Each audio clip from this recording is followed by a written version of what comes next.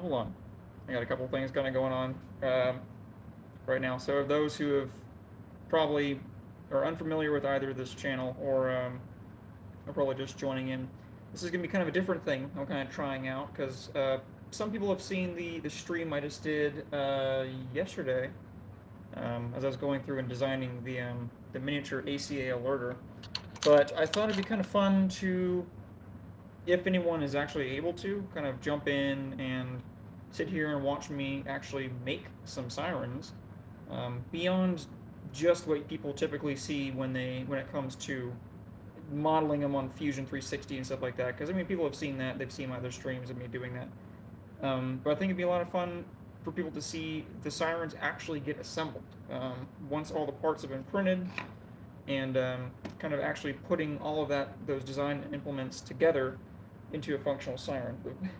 It's funny because the picture in the thumbnail is actually of my 500, which is actually broken. This is my personal one, and I really don't have an intention of fixing it. But I got a couple 500s here I'm actually going to be making for some customers, so I guess we'll just jump right in and let you guys see how it's done.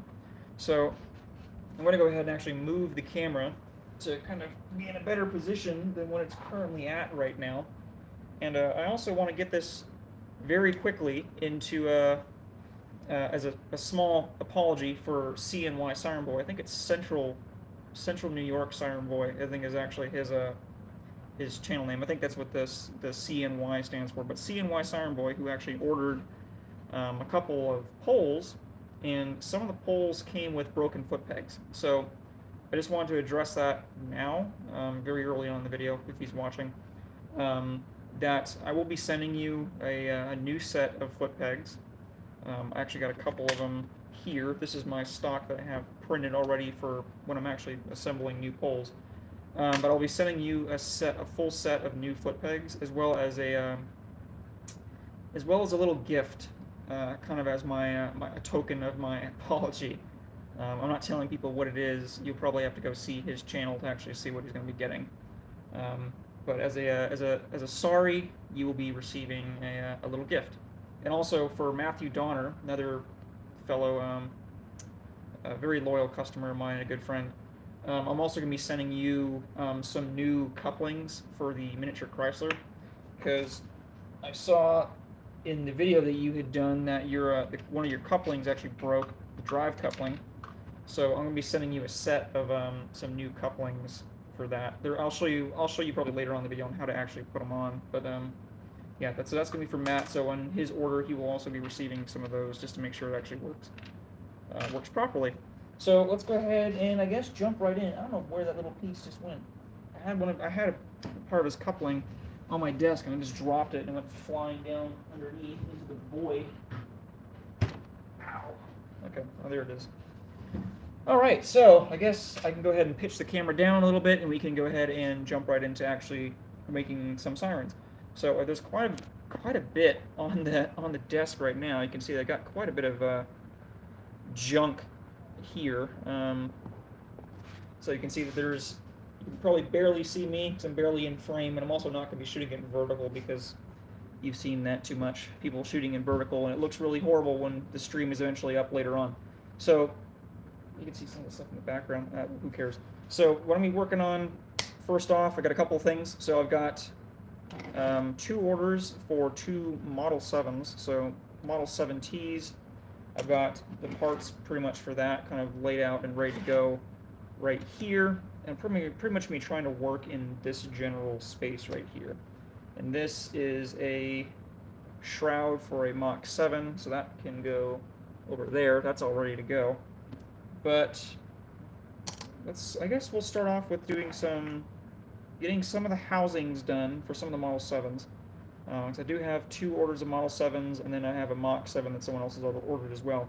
And then we'll kind of get into some of the interesting stuff, such as the soldering that has to be done, the tuning, and then really I think the interesting thing that most people are going to be kind of really looking forward to seeing is going to be actually assembling the 500.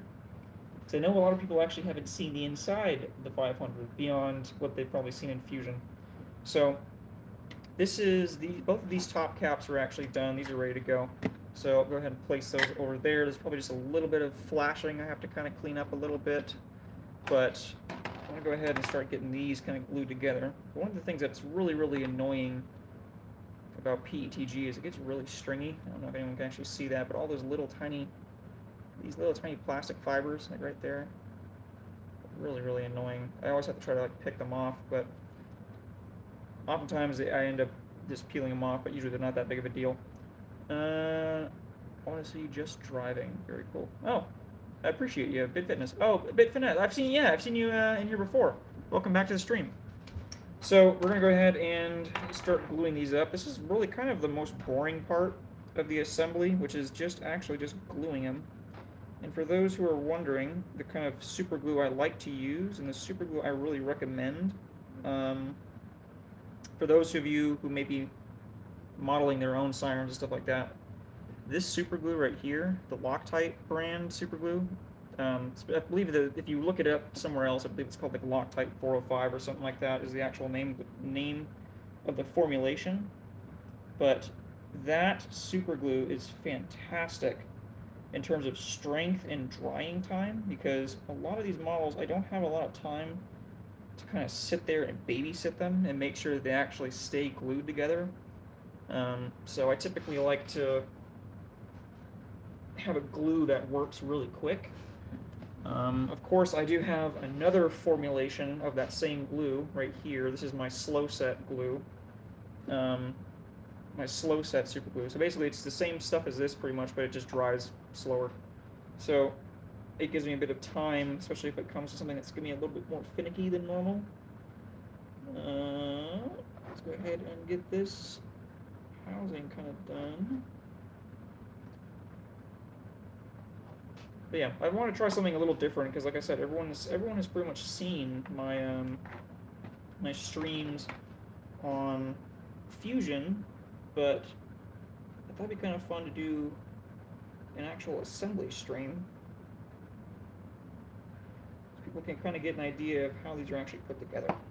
I don't know. I thought it'd be fun. So you might see a lot of tongue sticking out in this video as I kind of focus a little bit. And I know I'm not perfectly in the shot, but I'm not really the star of the show here. It's more or less what we're working on. So these come together pretty easy. They don't take a whole bunch to actually get them assembled. It's really just a lot of just drying time and making sure that they're actually positioned correctly. So that's done. Both of these are done. I've already got the Mach 7 done as well. So both of these housings are pretty much there. I know some people might also be joining in the stream that have got absolutely no idea about anything about my channel or pretty much what I do. So there might be a couple of randos that might be joining in, but that's all right. Oh, how did your alerter come out, Liam Emma Arid Siren? Hey, welcome back. Let me go ahead and show you that really quick.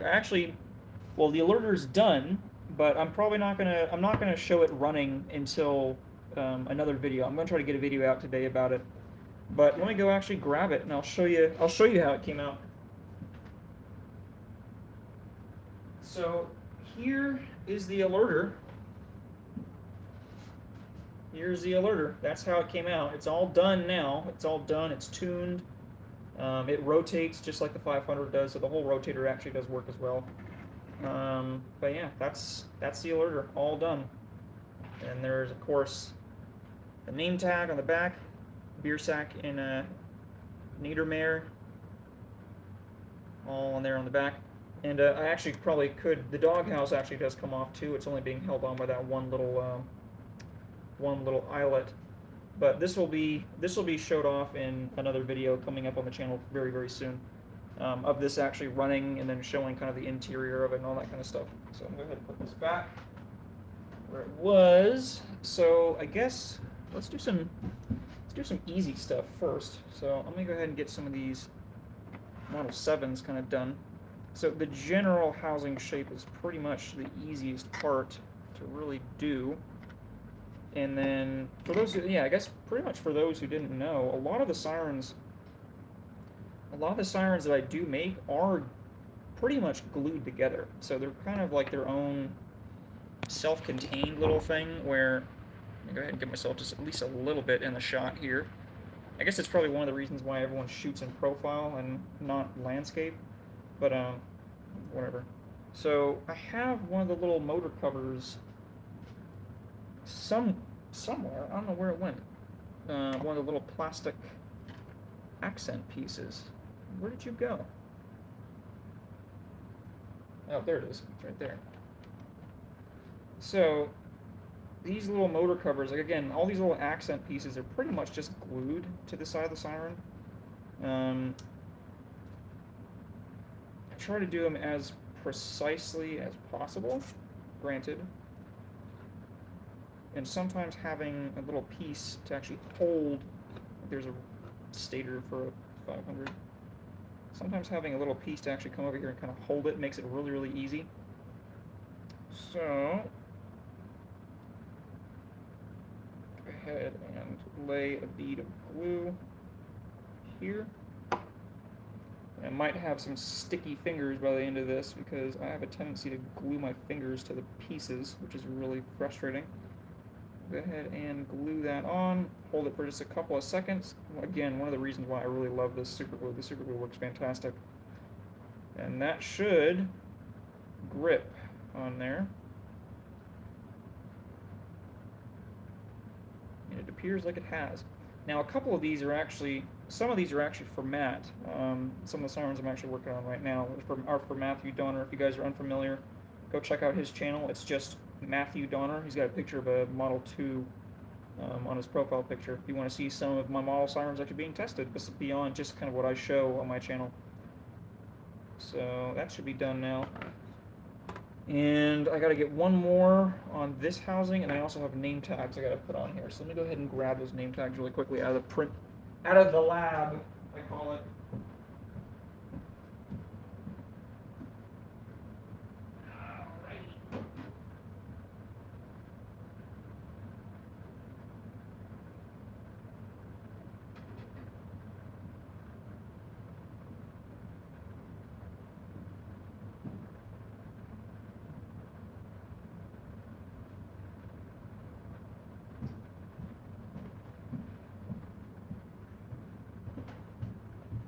All right, so I got a couple more things now. So here are all the little name tags before they've been glued on, of course. I typically try to not make a whole bunch of these because my resin printer will just print like 9 of these at a time. So I try to not print them until I actually have about 9 sirens actually put together.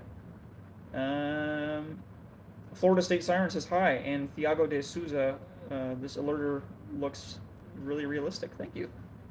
Yeah, it's a lot of it. Actually, it didn't take me nearly as long to design as I thought it was going to take. It really only took me about 2 days to kind of get designed properly, because now I have an actual rotator design that works really, really well, and that I've pretty much, I think, perfected. So getting to disassemble that, or getting to get that to work, was really not that hard compared to my very first rotating model siren design, like the 500. I tell you, when I first designed that was a real headache, especially because it kind of just really hadn't been successfully. Ah, crap! Whew. Nearly glued this whole thing to my hand, mainly because it hadn't been successfully done, or I shouldn't say that. I should say that it really wasn't done very well with the smaller siren modeling community. I know certainly like stuff like Tyler Davis made a pretty good one with his miniature alerter. Then again, his wasn't necessarily done with plastic. I mean, but with the 3D printed and 3D modeled sirens, I don't really think there's much of a rotating. There's not a lot of ones that rotate out there, and when they do rotate, they're kind of in a much larger scale to kind of make that all kind of work. So to make one actually rotate at the scale I do mine is kind of cool. This literally looks like the real one, but mini. Yeah. I see people are kind of talking amongst themselves in the chat now, but that's only pretty good now. Okay, so now this is the part that's really kind of aggravating, is because these tags are so freaking small that it's super hard to get them on there without gluing my fingers to the model. This is always the part I don't like the most, and that's gluing these tags on.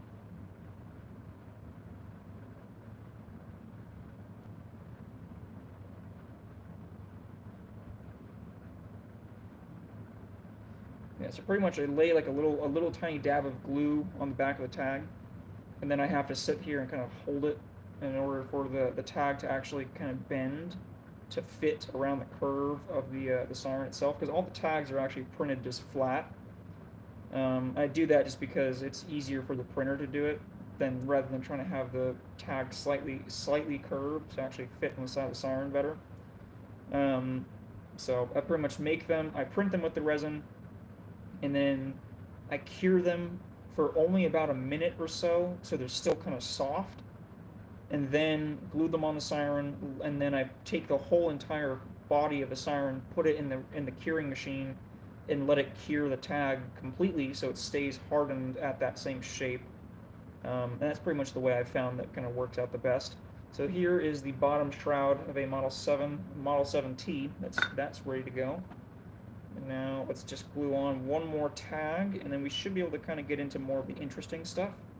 So this will get into the actual soldering and the actual electrical connections and stuff like that we'll have to be doing as well.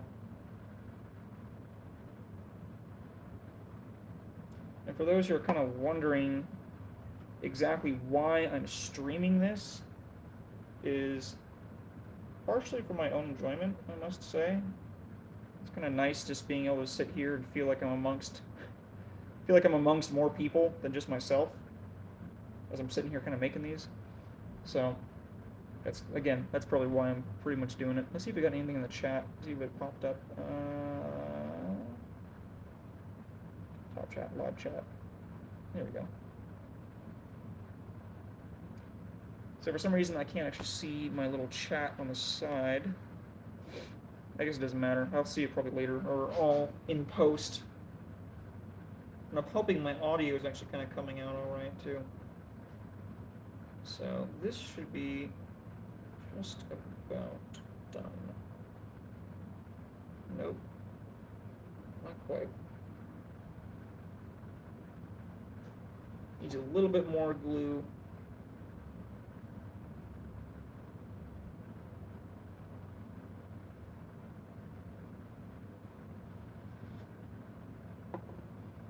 Just a little bit more glue. Wasn't quite enough.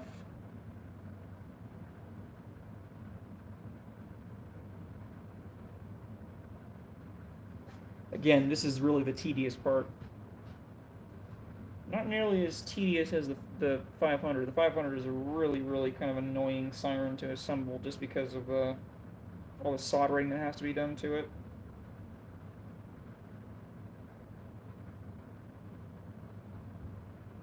Should be just about.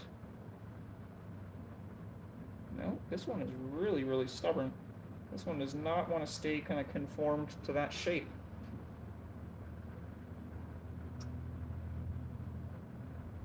But yeah, again, I hope to have a video about the alerter out sometime today. I gotta find time to go out and do it. Because I got stuff around the house I gotta do.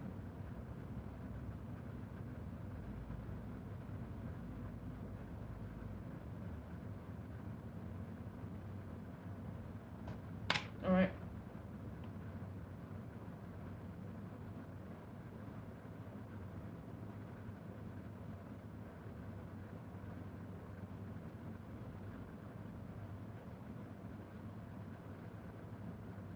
Yep, I'd say that looks pretty good. There's another tag done. I do have a 500 that's actually done.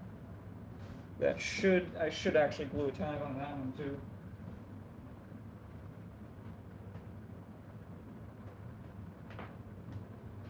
So, I got another 500 here. This is a completed one, of course. So go ahead and we'll glue this tag on.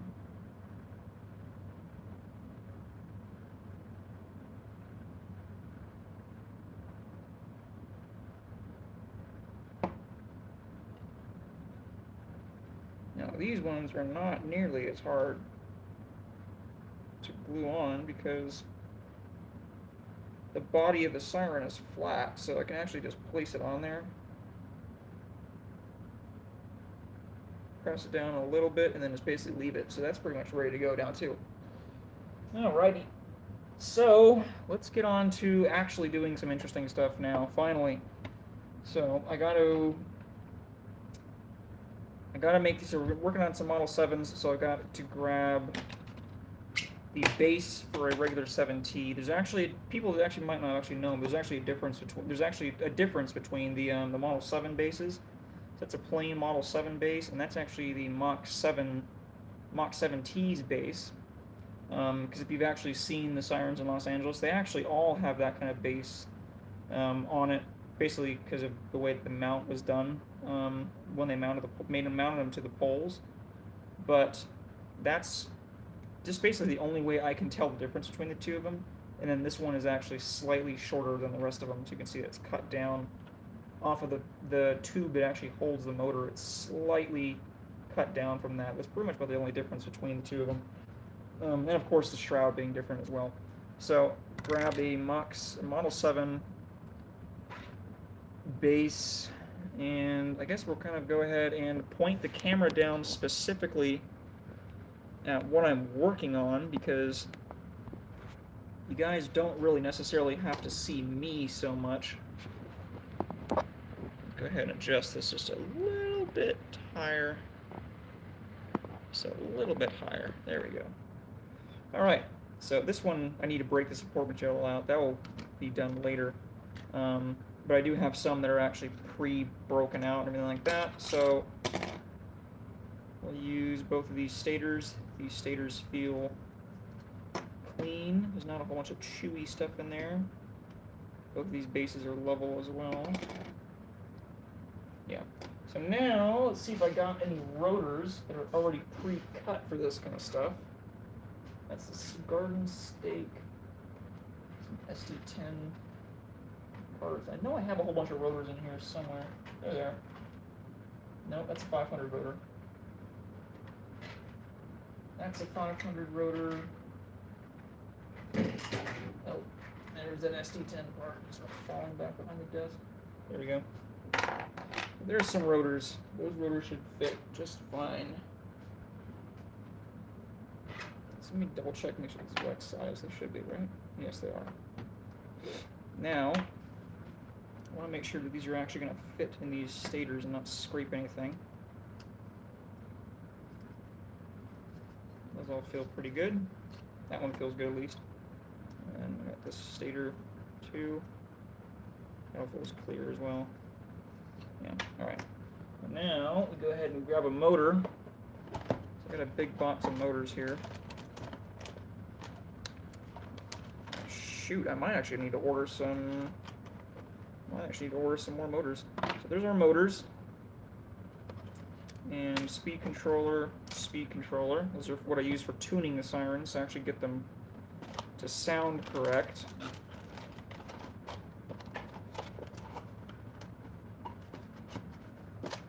Of course, I've got big speed controllers in that box too for the Chrysler and stuff like that. So go ahead and pop open a speed controller. There's one there.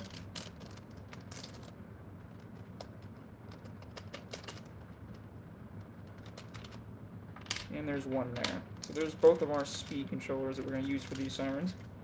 Go ahead and put those away. And then I need cables.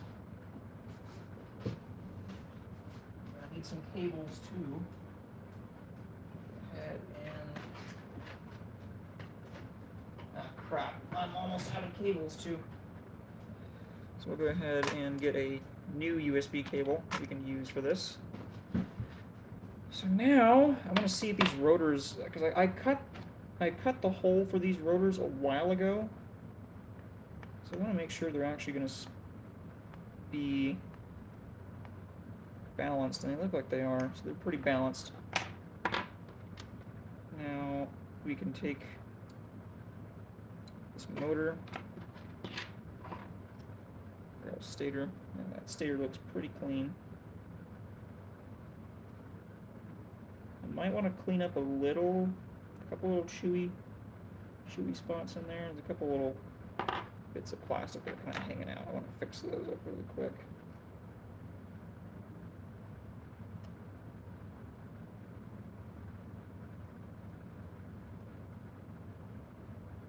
Just want to make sure these are nice and clean. So I don't want the rotors scraping on the inside. That one looks pretty good. This one. Does it have that thing in the exact same spot? No, it doesn't, but it has its own separate little thing.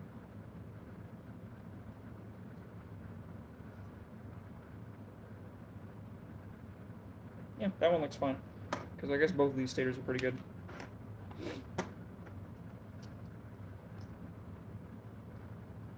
I don't like the backs of these things. I'll go ahead and clean those up.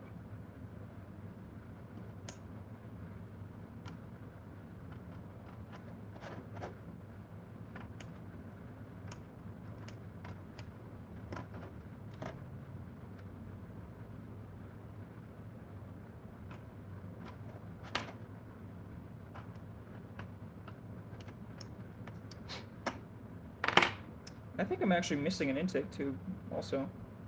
Or no, I'm not. There's one over here. I want to make sure we have enough intake tubes for these Sirens, and then I've got the actual braces too, the cross members to actually hold the housing on. So now take these motors, stick it in the back of the stator, and press really hard to get it in there.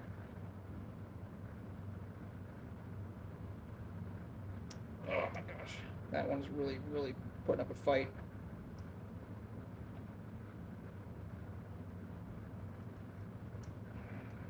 Yeah, that one wanted to fight. Usually they're not that hard to fit in there. Yeah, there we go. Okay. Now stick in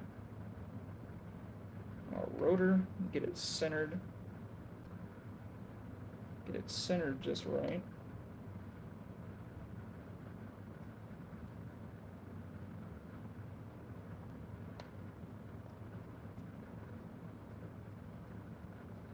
Here, no scraping, that's good.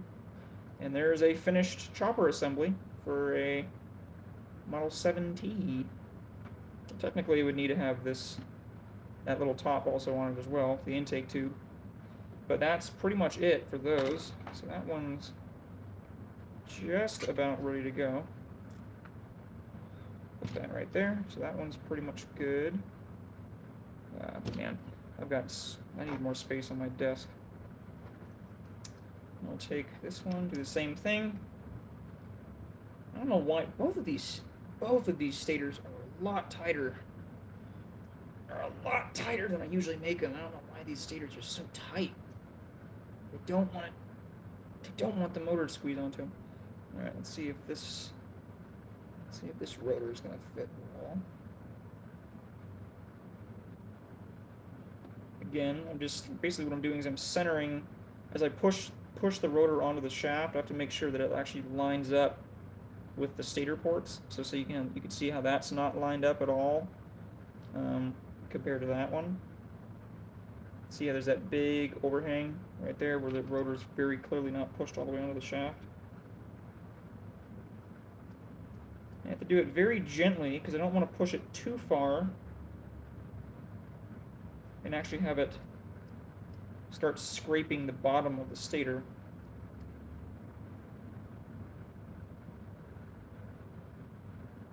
That would be not not good. Yeah, there we go. So that's on there pretty good.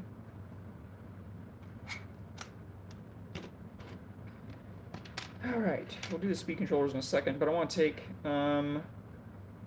take some glue, and we're going to go ahead and glue these rotors onto the shaft. Just a little dollop of glue.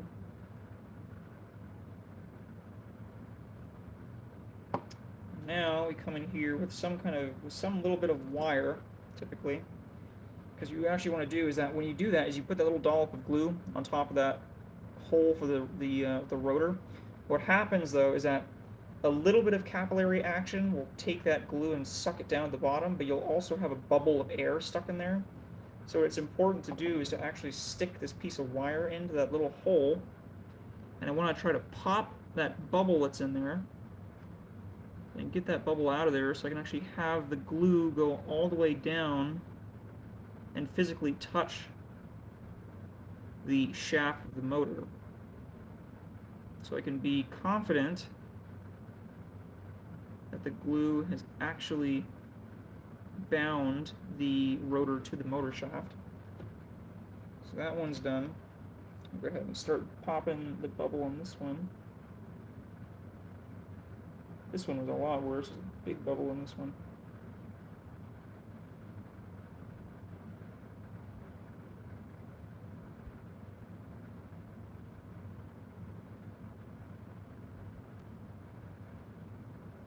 There we go. So those are both done. Now, take these intake tubes. I'll take these intake tubes and glue those to the tops of the chopper assemblies.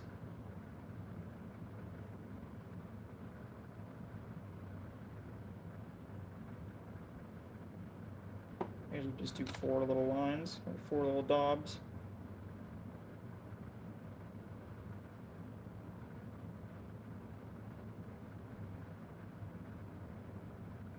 Of course, make sure it's actually on there tight. The glue sets properly. And it has. Okay.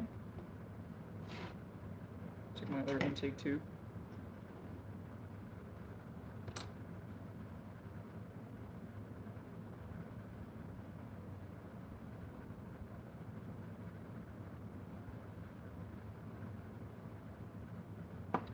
Just like that.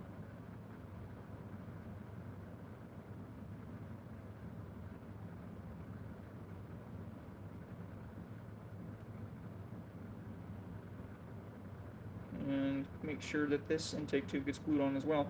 That'd be interesting. I'm surprised I haven't seen any more of the chat. I guess no one's really talking right now. Oh. What do you want, lady? Lady. I feel you. What are you doing? It's my cat. Lady, do you want to help? Lady, do you want to help? Here, you can help. Here, come here, lady. Yeah. Yeah, lady. No, you can't go up on top of the desk. You can sit here. Hey, Windy City Sirens! And Midwest Siren Productions, awesome. That's super cool to see you coming into the chat. Yeah, she's my really fat cat. In that big belly. But yeah, hey, you probably have actually seen her in a different video. But she's a very, very affectionate. Every single time I'm up here working on Siren, she kind of wants to come up and see what I'm doing. So, all right, so some of the basics are really done out of these. Now, what I normally would do after this is where I kind of start doing my soldering. Yeah, she is chonk, exactly. She is chonky. It is super cool to see a MSP in here. That's super cool to see MSP in here. I didn't even know you watched my channel, man. That's super cool. But so I guess we'll go and start hacking the end off of this USB cable, because that's basically the way I do it. There's pretty much no other way to really do this. So we'll actually just take this one end of the USB cable like that. I usually just unfurl it, and I go over here, take the band, and I put the band back over it, just to hold it together so it doesn't just like go all over the place. And then we come in with my flush cutters, cut that off, just like that. And then take my X-Acto knife. We're going to need usually about 3.5 inches off of this. We take this, start kind of cutting a little bit, twist it around. So basically I'm just trying to cut this fabric sleeve off of the Siren, or off the cable, rather, just so I can actually get down to the insulation below it. Just like that. Is that enough? No, that wasn't enough. A couple more passes. Just a couple more passes around. I think that should be it. There we go. Just like that. Take my garbage wire strippers, and I use this size first to just cut the jacket, and then I actually strip it like that. Then I use my fingernail to get the rest off, so I don't really want to strip the underlying conductors that are in there. There's usually 4 because it's USB. So typically what I do, of course, with USB, all I'm looking for is the power rail, the 5-volt rail off of this. So you've got 4 colors usually. You've got your ground potential right there, your green, your signal, your black, and then your red. So typically what I end up doing is I actually just come in here and I just snip these. So I snip signal,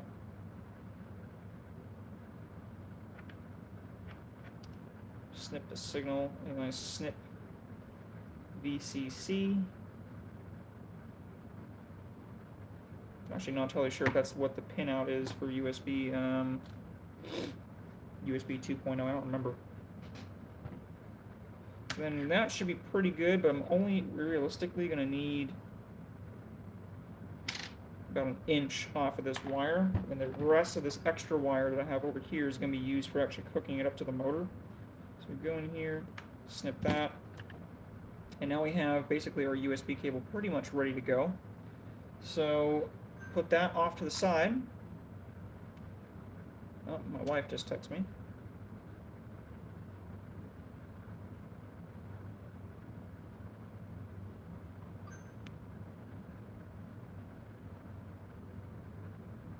Just a second. It's kind of one of the perks of having a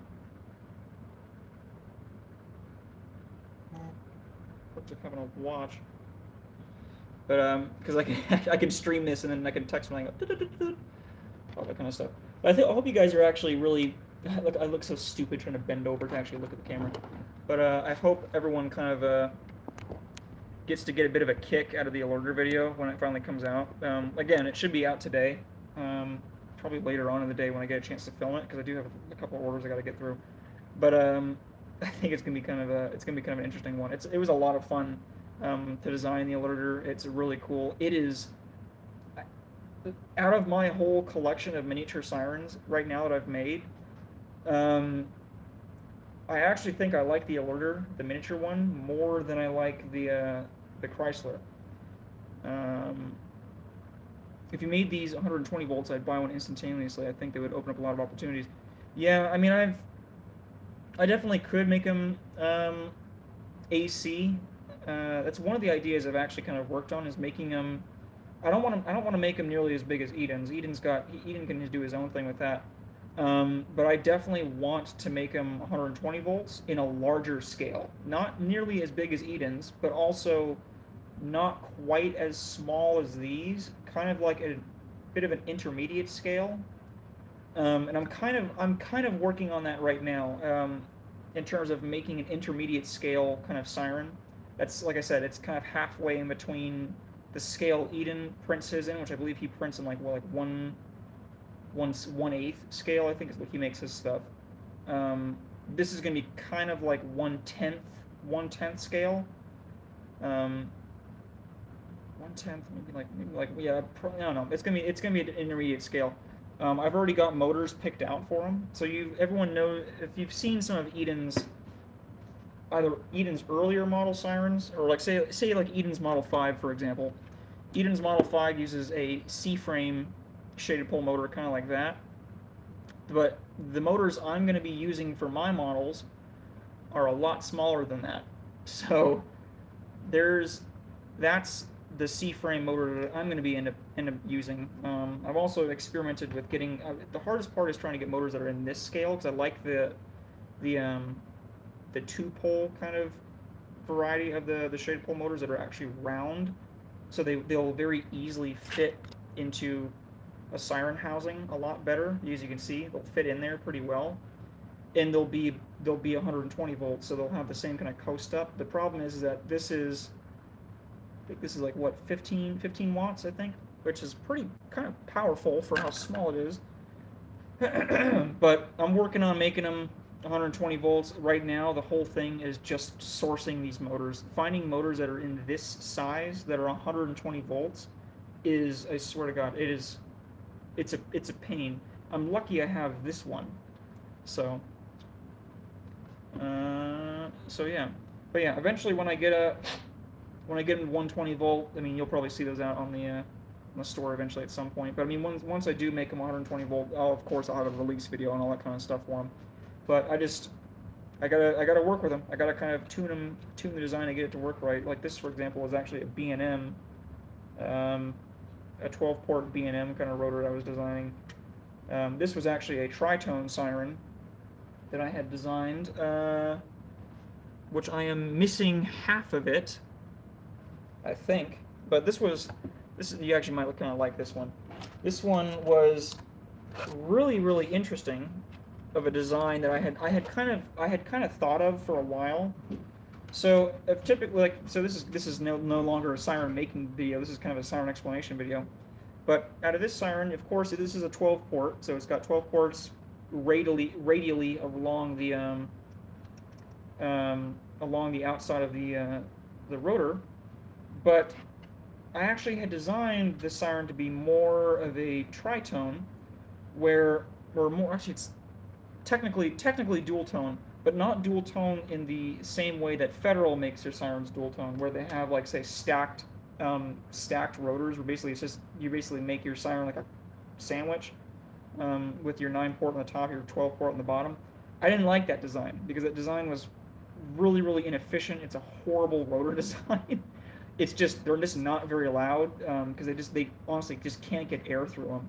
So the design that I had engineered and kind of worked through in my head was doing it in two different ways, because I had the Chrysler in the back of my mind too, because the Chrysler is actually an axial siren, so all of the sound is traveling in one direction. It's not coming in and then doing a 90 and coming out the side, which is why typically most sirens are usually intake dominant, as to where the sound typically comes out of. People are like, oh, well, it comes out of both, and yeah, it does, but they're typically intake dominant, whereas the majority of the sound comes from.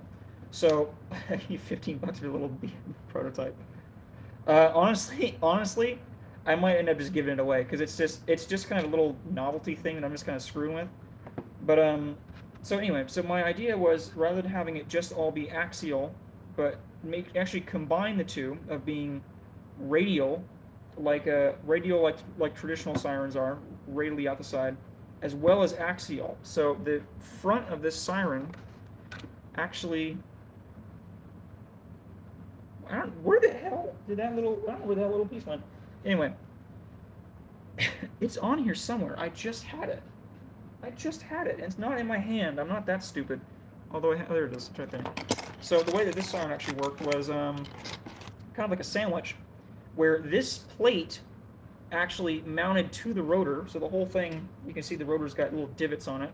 where it would actually mount this plate just like that to the front of the rotor, basically essentially covering it. But what happens is that as the rotor would spin, is that this plate caps off the top of all that, so it's like that. And what happens is that as the Siren is spinning, as the rotor is rotating below it, this is basically what the kind of port shape does on the front. So it kind of closes it off, but doesn't completely choke the Siren, as well as the center being clear too. So you still get some of the 12 port that's in the back, or the axial ports, the 12. But as the Siren is spinning around, you get somewhat of a 3-port sound as well, as the rotor basically makes this whole shape. So this is basically happening on the front of the Siren. And it makes, trust me, it makes a weird tone, like a very, very weird tone, where it's very clearly 12-port, but there's like something off with it, and that's all because of the intake noise being basically fluctuated by this, essentially like a rotary valve that's opening and closing in front of the Siren. But it's pretty cool. I pretty much like mothball statused this design because yeah, I could definitely do a video on it at some point. But yeah, if you want it, I mean, I'll print you a better one, because this one does scrape like hell when it's running. I probably can actually plug it in if I can find a cable to actually test it. Give me 1 sec. Let me test it really quick, and I'll let you hear what it sounds like. But it scrapes like crazy.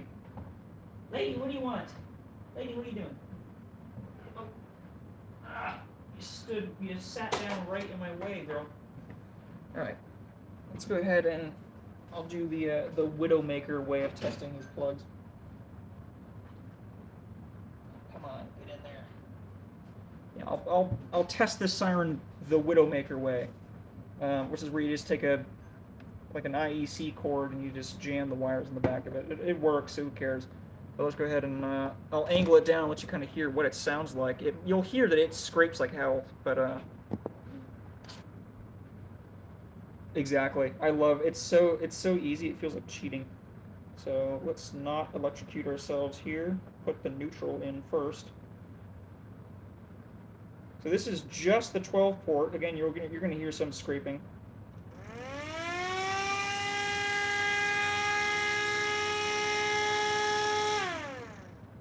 And also, granted, like almost no wind down, because this is an unweighted rotor, so there's like no mass to it.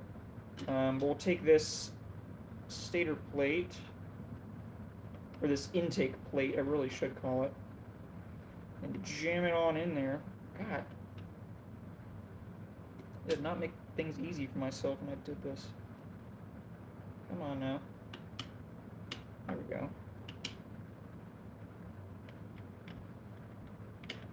Yeah, the biggest hiccup with why this design just didn't work very well was actually because the runout on the motor shaft is very, very loose. So the whole thing, it's one of the reasons why I don't like shaded pole motors for Siren models, at least for the ones I've designed, is there's so much slop in the rotor, the rotor shaft. So say if I've got like this is a bigger one, but if I take this, I actually can scoot the whole thing forward and backwards quite a bit, and that's actually what kind of made this thing fail, because the whole entire rotor can actually scoot up and scoot too close to this front plate, and it made it scrape like crazy. But let's see if I can get it to work. So you just heard what it sounded like with just the 12-port. I'll do it again.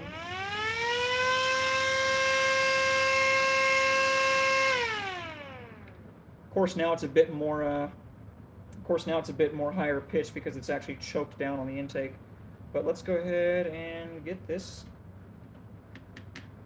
interesting part put on there and see if it will actually work properly. Lady, leave me alone for a sec. I know you're whining. I know you want food again for the 3rd time today. You are so greedy. What do you want? You can see her trying to get my attention right there in the corner. Lady. Oh my god, cat. What is with you? There she goes. Lady! Lady! No, now she doesn't want attention. Anyway, so let's... Now this is with that little plate on the front, like I was talking about, so you can actually see kind of what it's doing. But listen to this. Let's see if it comes out well enough on camera. It might not, but we'll try.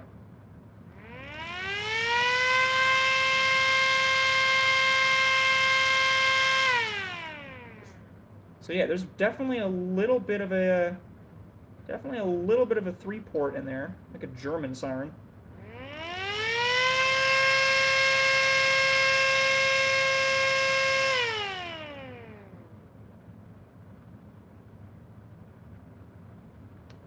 But yeah, this is definitely one of the more interesting sirens I've designed. Yeah, it's really hard to hear because it's such a low frequency. But yeah, if you'd want it, I can build you a case for it or anything like that. I can ship it out to you. I don't mind. Like I said, it just honestly, honestly, take it, please. It takes up room on my desk, and it's just sitting here doing nothing. So, and if I want to make another one, I have the design somewhere. But one of the ideas I actually had for it was actually making it, instead of it being 3-port, so instead of it being 312, it being something a bit higher pitched, so you'd actually be able to hear it. Something like, I don't know, like 612, so it'd be kind of like somewhat atonal to it. So 612 would be a division of that. But yeah. Oh, Matt, how's it going, Matt?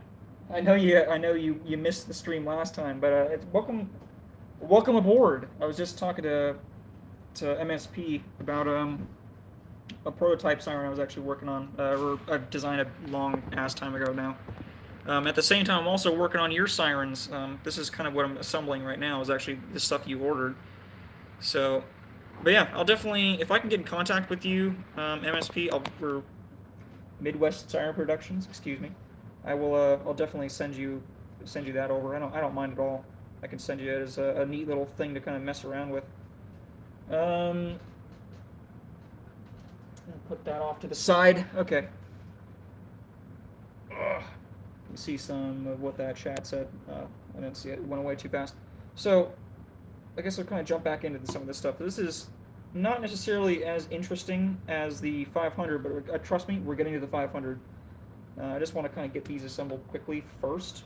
You get to see me do some soldering here in just a minute.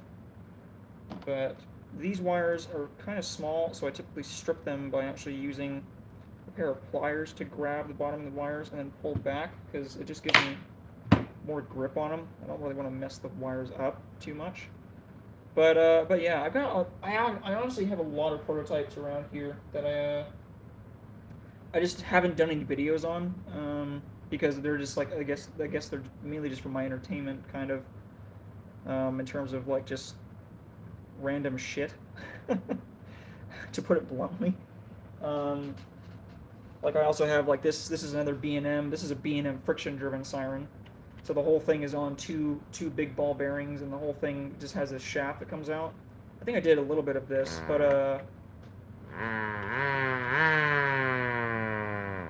course that's all just 6-port. Now it sounds like a Screamer S5. Yeah, exactly. Florida State Siren sounds more like an Electror E57. Exactly. That's what I thought was interesting about it, because it has that very quick kind of wind up that the Electror sirens have. But it's like a weird hybrid again. It sounds like it's running at 50 hertz just because of that weird atonality it gets from the 3-port. But I'd like to change it a little bit. CNY Siren Boy, hey, how's it going? I'm so glad you joined the chat. But yeah, I wanted to let you know. So I'm gonna be sending you. I think you really enjoy it, and I think you'll forgive me for it breaking. I guess I'll just say that for the foot pegs breaking. So, okay, let's get on with some of this stuff again. So I need to solder that. I need to also strip this again. I didn't strip it enough. So this is this is the part that I kind of enjoy the most out of making these sirens, is not necessarily just the, not just the, like, you know, cleaning up the pieces and stuff like that. I actually like doing the soldering. That's probably the part I like the most. Some sirens can be a bit more tedious than others. For example, the 500 is really tedious to assemble, and the alerter was even more so than that. Trust me, that was aggravating as heck. I have to censor myself because I forgot that this video it says it's made for children on YouTube. So let's go ahead and get our soldering iron now. And this is, God, that tip is dirty. That tip got dirty quick. Do this, get some solder. I'm actually using a base for a Mach 7 as my solder holder. Pull out a little bit like that. I just want to tin these wires.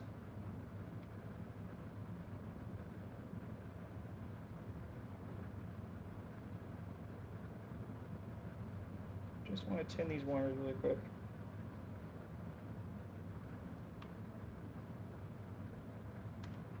Okay, a little bit more.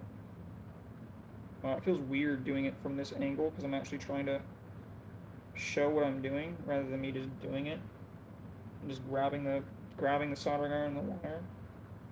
So I'm just kind of doing it from this angle. All right. One of the other things I'm actually going to be working on at some point is because I've been really wanting to. Windy City Sirens. I just freehand it usually. Yeah, I have this. This is pretty much because it fits the thing perfectly, so it's just like that to hold it. I honestly probably could even put the housing on this thing and have it stick out the side. That'd be kind of fun. Let's see if I can. Let's see actually if I can do that. Does it fit? No way. It actually does fit. Hold on. This is cursed. This is real cursed. No way. Oh, that's so funny. Yeah, I could use a Mach 7 as a solder holder. It just sticks out the side. It even actually kind of dispenses it. Look at that. Actually can dispense it just like that. Oh, why not? We'll do that. We'll roll with that. One of the things I didn't realize, and I kind of feel arrogant for not even thinking about it, is I didn't realize that the Model 5 has a really weird actual nomenclature for it. It's not just referred to as it's not referred to as a Model 5 like in some of the books or the literature about federal stuff. They refer to it as like a Model 5 C 1.5 is the way they did it. I didn't even realize that until recently, which makes me feel kind of stupid about that. But I didn't realize that for such a long time. But yeah, that they refer to it as it's the specific horsepower ratings are not necessarily done by what the model of it is. It could be like a C 1.5 for a Model 5, and there's a whole bunch that's for it, which is crazy. But yeah, Mach 7 dispenser, exactly. So I need to actually tin the connections on this too. Oh, ooh! I almost shot myself in the foot on that one, because I actually have to take this wire and actually run it through this first. Otherwise,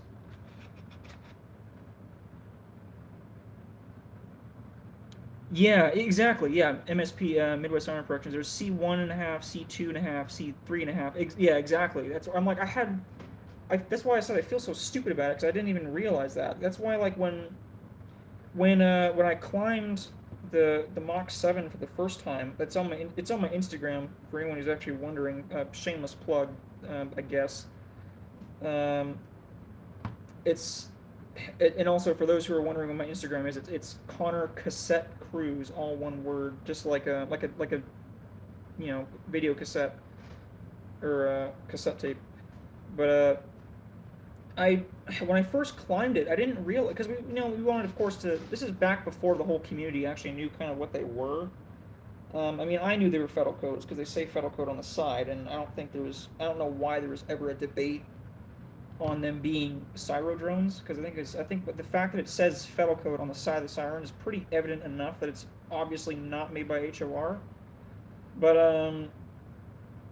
yeah, I didn't realize until I climbed it that those Sirens weren't even, because at that point we knew what they were, we knew they were Federal Code, but we still didn't know what the horsepower rating of them was. So then I wanted to see exactly what the horsepower was, if they were three horsepower, which everyone kind of thought for a very long time. But yeah, and then after climbing them, that's when I learned that no, they said on the side, because they say Federal Electric, of course, because they're made by Federal Code, or they're made by Federal Electric, branded Federal Code. I don't think many people realize that Federal Code was actually kind of like a brand name that Federal made. It wasn't like it was its own manufacturer. Some people might not know that, but just putting it out there. But it's like Kleenex.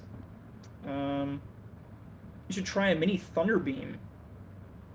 Yeah, that'd be kind of a fun one. I've like an RSH-10. I mean, I pretty much have a. Well, I mean, I have the rotor and stator, the chopper assembly for a STL-10. I was going to make the two sister Sirens, so the STL-10 and then the STH-10, but I just never got around to making the STH-10. So once I do that, I'll definitely. From Daniel Grant. Oh, there we go. What? Let me hold on. I'm gonna actually go ahead and add you as a mod. I'm gonna make you a. You have now been ordained as a mod, MSP. Use your power wisely. But yeah, I knew they had some really weird kind of nomenclature for them. But and also, if you're wondering why I'm like lagging behind what some people say, is because the chat like shows up and then just disappears. So horsepower ratings are pretty much all over the board, especially the production of the 3 and 5 near discontinuation. Yeah, exactly. So like the when I first climbed them, I wish I had a picture of it, like I could just bring up right now. But the tag, it was a Federal Electric tag. It was pretty much like the old ones, like you see on the very, very old Model Ds. I mean, you guys know what they look like. But it said type Mach 7, not 7T, mind you. It didn't specify that it was actually dual tone, even though it was dual tone. It just said Mach 7, and then under horsepower it said 7.5 horsepower. So yeah, I was like, that's kind of interesting. Or not 7.5. I think it was 7.33 horsepower. I think is actually what it said. I have to look back at the tag. The tag was super old and didn't look very good, so it's not exactly my fault that I couldn't really read it very well. So now we take our speed controller here. Go ahead and actually come on here and get this ready to go. So I just stick the wires through just like that. This is what I actually use for tuning the Sirens, because of course these are 5 volts DC. So if you just hook up 5 volts DC to these motors are going to run at like, I think like 6,000 RPM is what they're rated for, something crazy like that. So I use this speed controller to basically attenuate the pitch of the Sirens, which is why they're kind of very susceptible to different changes in resistance. So if the intake is blocked, they'll pretty much they'll make different sounds, stuff like that. Mine has a 15-inch rotor, so it must be a C2. Interesting. Where did my little charger go? I don't know where oh, there it is. So, for example, I'll actually go ahead and wind up one of these things without the speed controller attached, and you guys can kind of get an idea of just how loud these things actually are. Of course, it's a dual-tone rotor, so it's only going to be so loud. But we'll go ahead and just hook this up. There's my ubiquitous Walmart power supply. I really wish I knew more about the early years of Federal and all the weird creations they come up with. Yeah, they used to make washing machines, by the way. They used to make washing machines and table fans, for those who are actually wondering, because Federal Electric, I could do a whole video on Federal Electric and early Federal stuff. Many people don't actually know, at least I don't think they do, that Federal Electric actually used to be a division of General Electric. So, like that General Electric, GE. Yeah, they did vacuums also, vintage collections. They did vacuums, they did washing machines, they did a whole bunch of really weird crap for a long time. But I mean, of course, most people know them as the old signs they used to make. Federal Electric actually made the very first electrically illuminated sign, which is pretty cool. Oh, that's gonna be obnoxious. I can already tell. Um, but it used to be a division of General Electric, so they pretty much were an offshoot of GE, which is why you see some of their products that were branded Federal Electric are actually pretty much the exact same design as early GE stuff as well. So like their table fans were basically shared between GE and Federal. They were basically the exact same design. The same thing goes for the washing machines, the early washing machines, and as well as just their signs. Like some of this stuff was pretty common between, and of course General Electric being founded pretty much on electric lighting, or or Edison Electric, then becoming Edison. I believe it was Edison Electric, then it became Edison General Electric, then it was just General Electric once Edison was actually kicked out from being on the chair. Um, but but yeah, they've got a really interesting history. I would love to talk about it at some point. Um,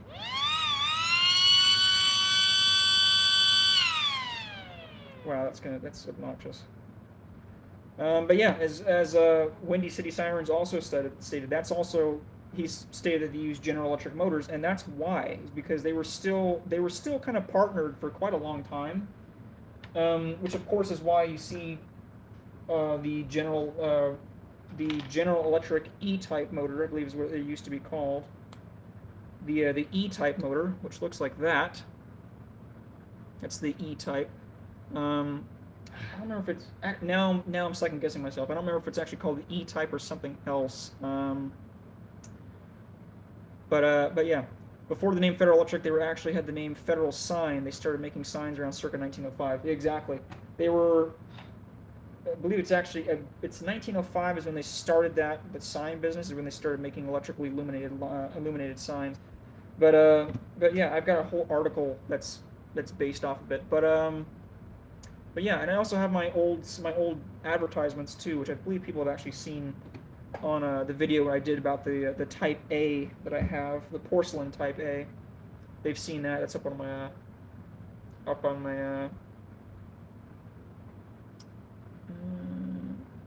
on my wall. I've got a whole bunch of advertisements on my walls. Some of them are original, some of them aren't. Some are actually just prints. But funny how the Model 2 was introduced in 1902, and yet they're still being made. Yeah, it's I believe it's actually one of their longest running Sirens, with the exception of the Type A. Because I know the Type A was introduced in like 1912. I don't know. I think the reason why I like Federal so much, or why I'm more kind of like I lean towards Federal more, is kind of just because of the fact that it's such an old company. I don't know. I like the really old stuff. The kind of like oddball things that were like this company like kind of only made sirens, or only really did this one thing. That's why I'm also a big fan of Eric sirens too. I haven't actually made any Erics, but I could in the future. I made it like for there's a I guess I can list off some of the things that I've actually made, I've modeled, but I've never actually talked about. One of which being the Cosgrave, because I actually made a Cosgrave Codewell Siren, and it's back at home, but I made it a while ago now. Um, and this was before we really knew anything about them, in terms of like how they were built, or how they sounded. And I made it.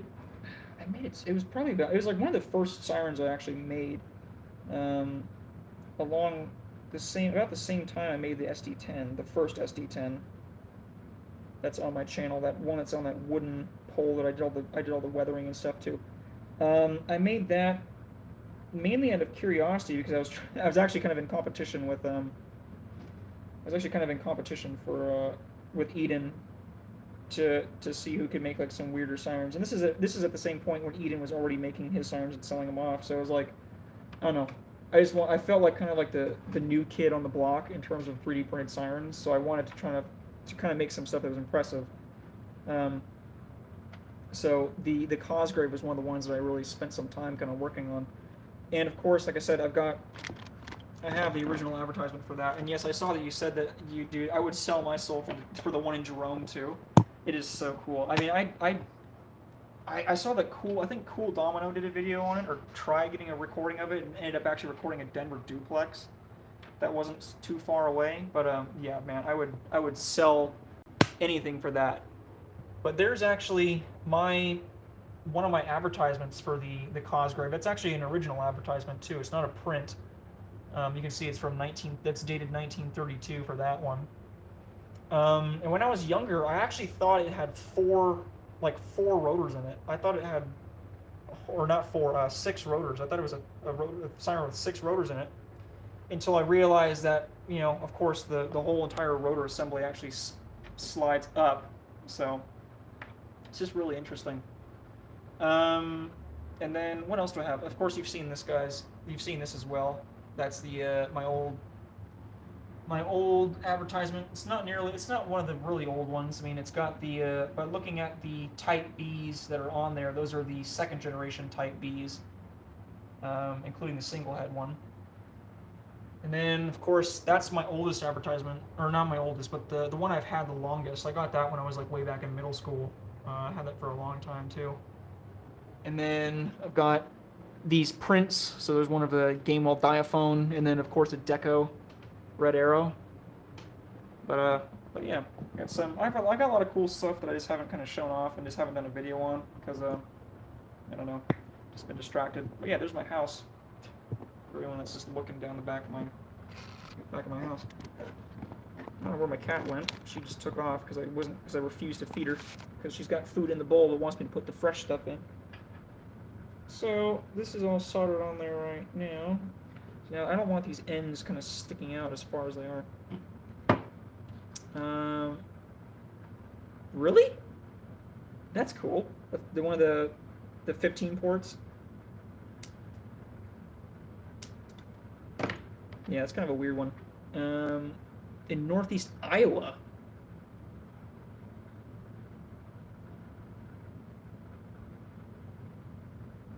What? Wait, I'm a legend. What did I do? What did I do? What did I do? I don't know.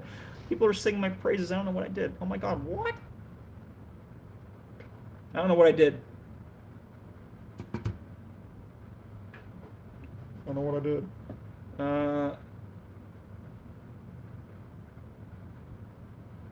You are too. Let's talk about MSP. Oh. Yes, sir. 2nd gen. That's cool. There's actually... How do you make the Sirens rotational? You'll see that coming up, but I guess I could probably show you the alerter, actually. Let me show you the alerter, and I'll show you how the rotator works in that. It works very, very similar to the way the actual alerter's rotator works. So here's the alerter right there in all its glory. There's the back of the beer sack and Niedermayer. And then I'll go ahead and take this bolt off, and you guys can actually see how the rotator works in this. Trust me, this thing was a pain in the ass to assemble because of all the wiring that's in here. So that's the inside of the alerter. So drive motor up there, the pitch control right there, just as like what I'm soldering right now. There it is right there.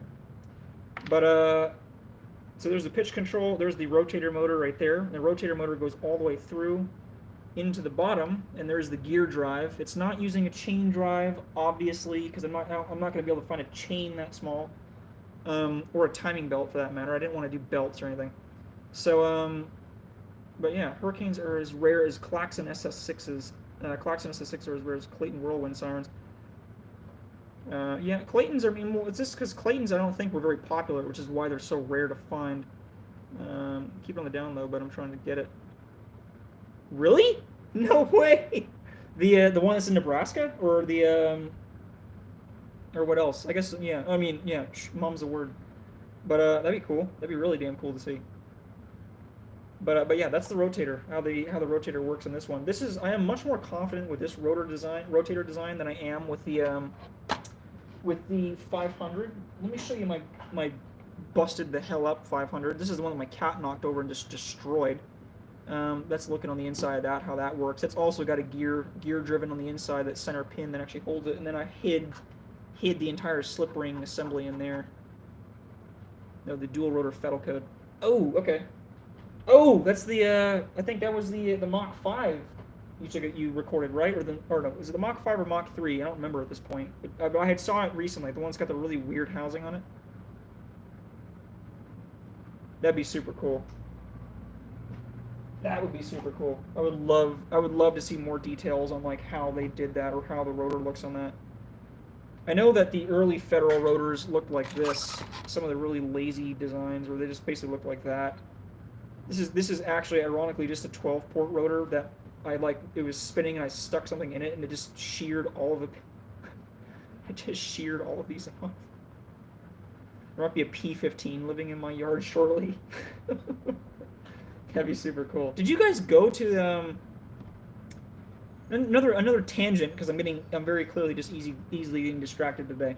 But did any of you guys actually go to the Siren Con 2022?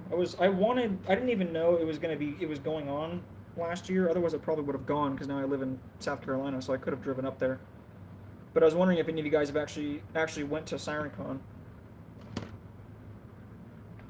It was a Mach 3. I saw it via the tag. Believe me, I'm going to fight for it. Dude, like, for the community, fight for it. That would be super awesome to have that. That'd be super awesome to have that. I can't tell you how excited I would be to have one of those. Like, I thought it was cool getting my ST10. Matthew Donner, I wish I could have gone to SirenCon, but I couldn't.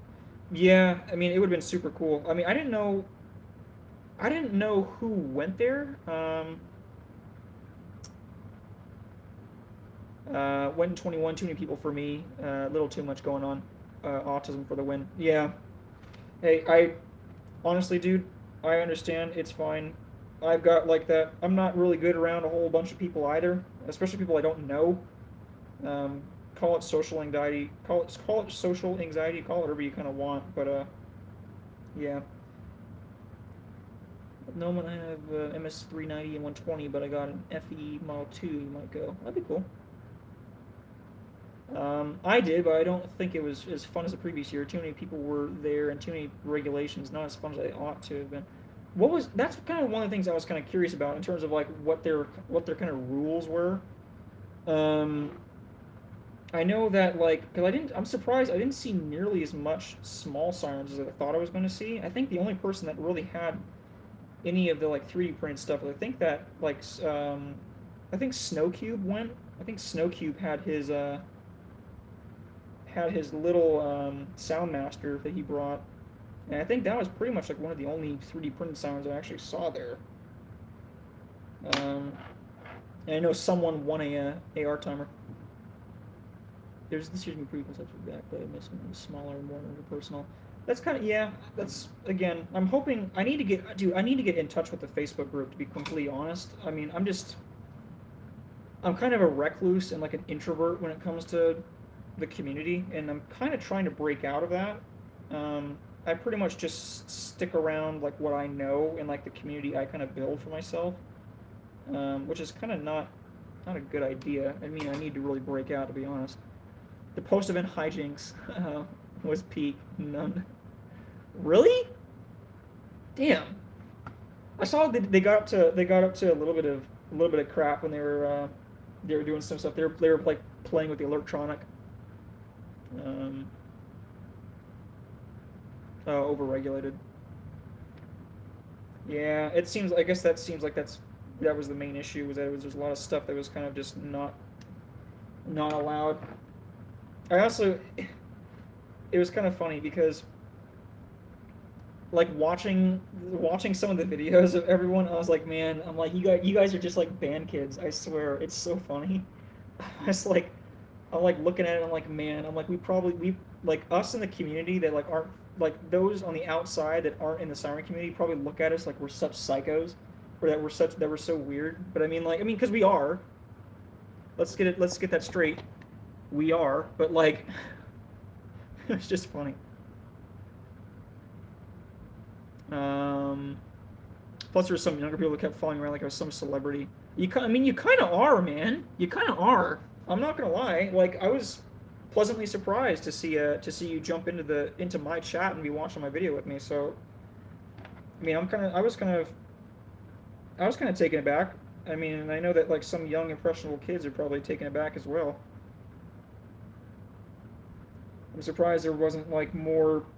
There was a healthy amount of BSP memes there that I was able to see. So that is or I should say BSP's kind of outdated memes. Um, there's a 9-year-old there just following you around. I don't know. I know there's a couple. I know the Siren kitties can be a little intense sometimes. Basically, like my attitude towards like the younger part of the Siren community is that like I kind of come off with this. I'm flattered, really. Yeah, of course, of course. Um, but my attitude towards like the younger crowd of the Siren community is that like, well, I used to be collector rings, exactly, exactly. Or I'm surprised I haven't. Well, I also haven't posted a video on it yet, but I know as soon as I put the video out about the alerter, there's gonna be like toilet memes or something like that. So sums up SC22 in 2 words exactly. Nothing against them. We were all there, but I do think they can be overbearing. Exactly. That's pretty much what I was getting to. Is that pretty much I was there too. So guys, been lately trying to see if the city of Greenville I can have their hurricanes next to the P10. That would be sweet. That would be super sweet if you actually could get a hold of that. That would be super sweet. I don't know. I don't know. You'll have to see. You'll have to see. But yeah, the community, the younger crowd of the community can be kind of a lot sometimes. But I'm glad to see them at least enthusiastic for the hobby. Of course they'll get their kind of their content from like BSP and stuff like that, and like I'll be honest, like even I watch BSP videos sometimes. It's all part of the content. There's not a lot of content in the community, so. I was trying to hand ground my Carter's SO4 and almost chopped my finger off. I almost lost a finger spinning up the freaking not spinning up, but grabbing the stupid C5. I almost lost the damn tip of my finger grabbing that thing. Where is it? I got a scar on it somewhere. You can barely see it now, but I've got a little scar on my pinky. You can probably just barely see it right there. I know I'm pointing with my soldering iron, but it's right there in that corner where it was spinning up. It was barely spinning. I went to go pick it up. My pinky got caught right in the rotor. And I was like, man, I could have just like really screwed myself up with that one. But I've had him bite a couple times. T-Bolt Siren Lover didn't get to go to SirenCon because it lived too far away. Yeah, I didn't get to go to SirenCon because I didn't know when it was happening, and also, I had work. So I had a lot of work I had to do. That was kind of the busy season for me. But I don't have that problem right now because I'm currently not working, which sucks. And if you're wondering why I've been putting out so much Siren content, it's because so far you guys in the chat have been the ones who have been helping. You guys have been kind of helping support me and kind of keep me going, just from selling Sirens, because again, I'm currently not working. It's been hard. I'm not really excited to have to admit that, but I'm getting through it, and that's about all I really can do right now. And of course, I'm looking for a job actively and stuff like that. So, proud subscriber here, planning on buying something for me eventually. Yeah, of course you don't. Of course, I'm not pressuring anyone to buy anything. Siren of Woodstock, hi, how's it going? Of course, I'm not pressuring anyone to buy anything. I don't know. It really all started out as, I remember the first Sirens I used to make were actually the Model Ds, and I sold them almost at a loss, basically because I wanted people to kind of have their own little Siren and also to kind of get my name out there. Um, but if I do, I would get your 500. Yeah, I mean, of course. I'm working on making some more, so don't worry.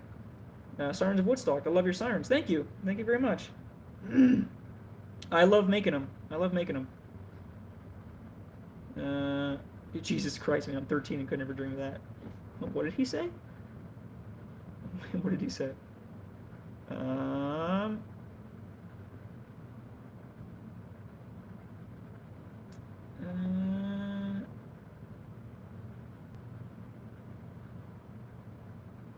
I'm trying to get the hurricane next to it. Yeah, that'd be super cool. Sorry, I'm just going back and reading some of the chat because I had missed some of it. Owning that many sirens would suck, honestly. Yeah. It says he's 11 and has 14 sirens. Bruh, I'd love to see him. Oh, and that's not a dig. I'm just being honest. All right, so now let's go ahead and tune this. So this is all kind of generally assembled. I have to tune them now because if I don't... Oh my god! Shut up.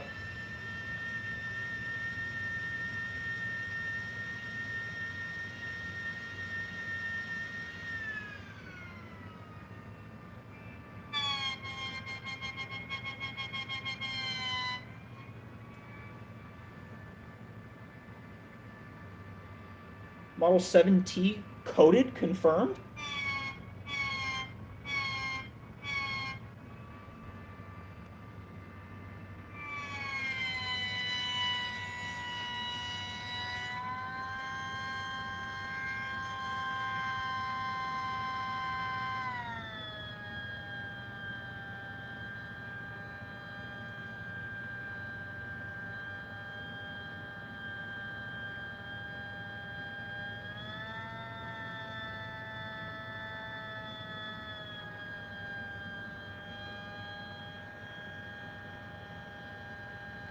Come on.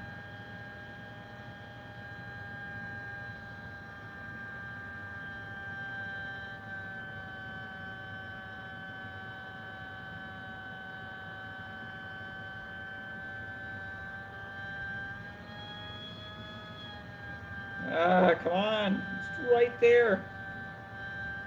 It's right there.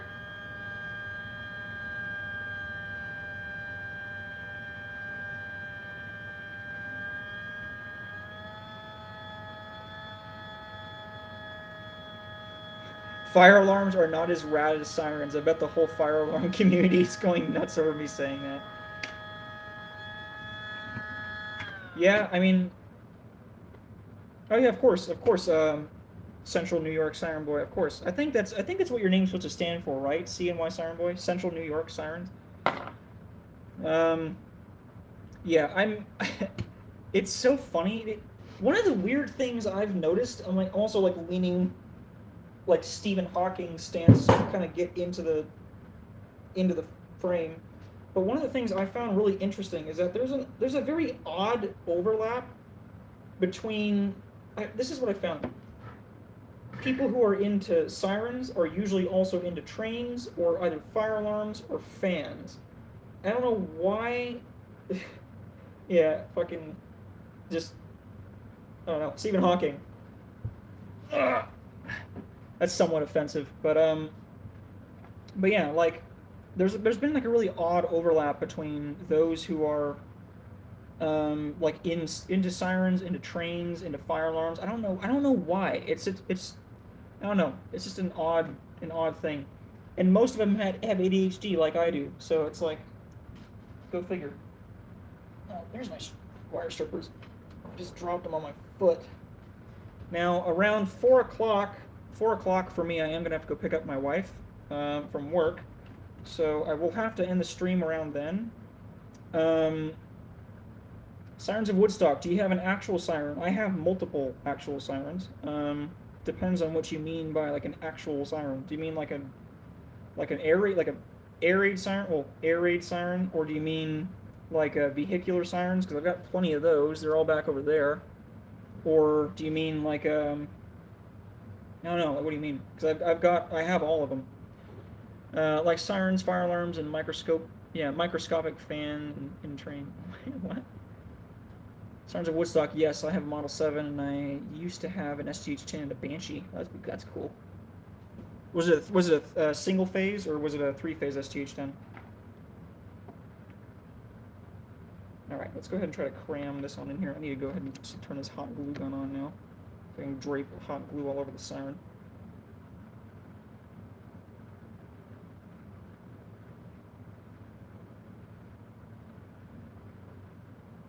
But yeah, I've got 3-phase SGH10 and Banshee. Banshee 7 is single phase. Cool. Yeah, it's super cool. I wish if out of all the sirens I had gotten, or I mean, out of the sirens I had the opportunity to take on. I mean, I really I chose the SD10 because I was like, that's the one. Not only because I got it for a really good price, a really good price, um, but like I had the opportunity to get a. What was it? It wasn't a Model 2. I think it might have been. It was the Heath. There's a Heath. Some kind of Heath siren that's in Walnut Grove, Walnut Grove, California. If you go to the Walnut Grove Bridge, it's right there. And there's the Model 5. It's right there. And actually, it's probably Model 7. It's a 12-port Model 7 that's right there on the like right next to the bridge. If you go across the bridge to where that fire station is, the old siren that used to be used for fire calls there is up on a pole. It's disconnected and it's a Heath. It's some kind of Heath. But I had the opportunity to almost get that. I talked to the fire chief and he was like, "Yeah, we don't use it. It's disconnected. It's been disconnected for a long time." But I live in Los Angeles, so it was like this is way up north. So then I was like, "Well, hey, like, could you could you get it down for me or?" And he's like, no, no. He's like, then he wanted to get like a crane, like a truck to come out to go take it down, and then he wanted me to make sure I had I had a permit to get the truck out there because it would have required a crane basically. And I was like, I'm not going through all of that.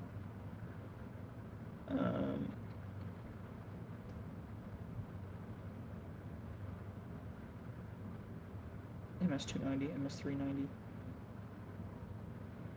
You know, the thing for me is that the MS series of sirens would have been so they had a potential to be so cool if they were just dual tone. Like the fact that it's just dual rotor but single tone, I'm like, man, that's so disappointing. They were like this close. They were this close to doing something like really cool with it.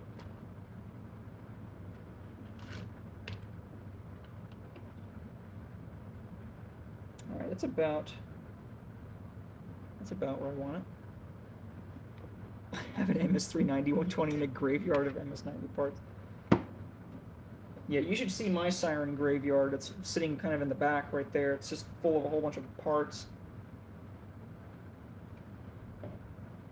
Now this part right here is where I'm basically just going to be gluing the hot gluing the speed control to the actual base here. It's not exactly a science, but have to make it at least look neat.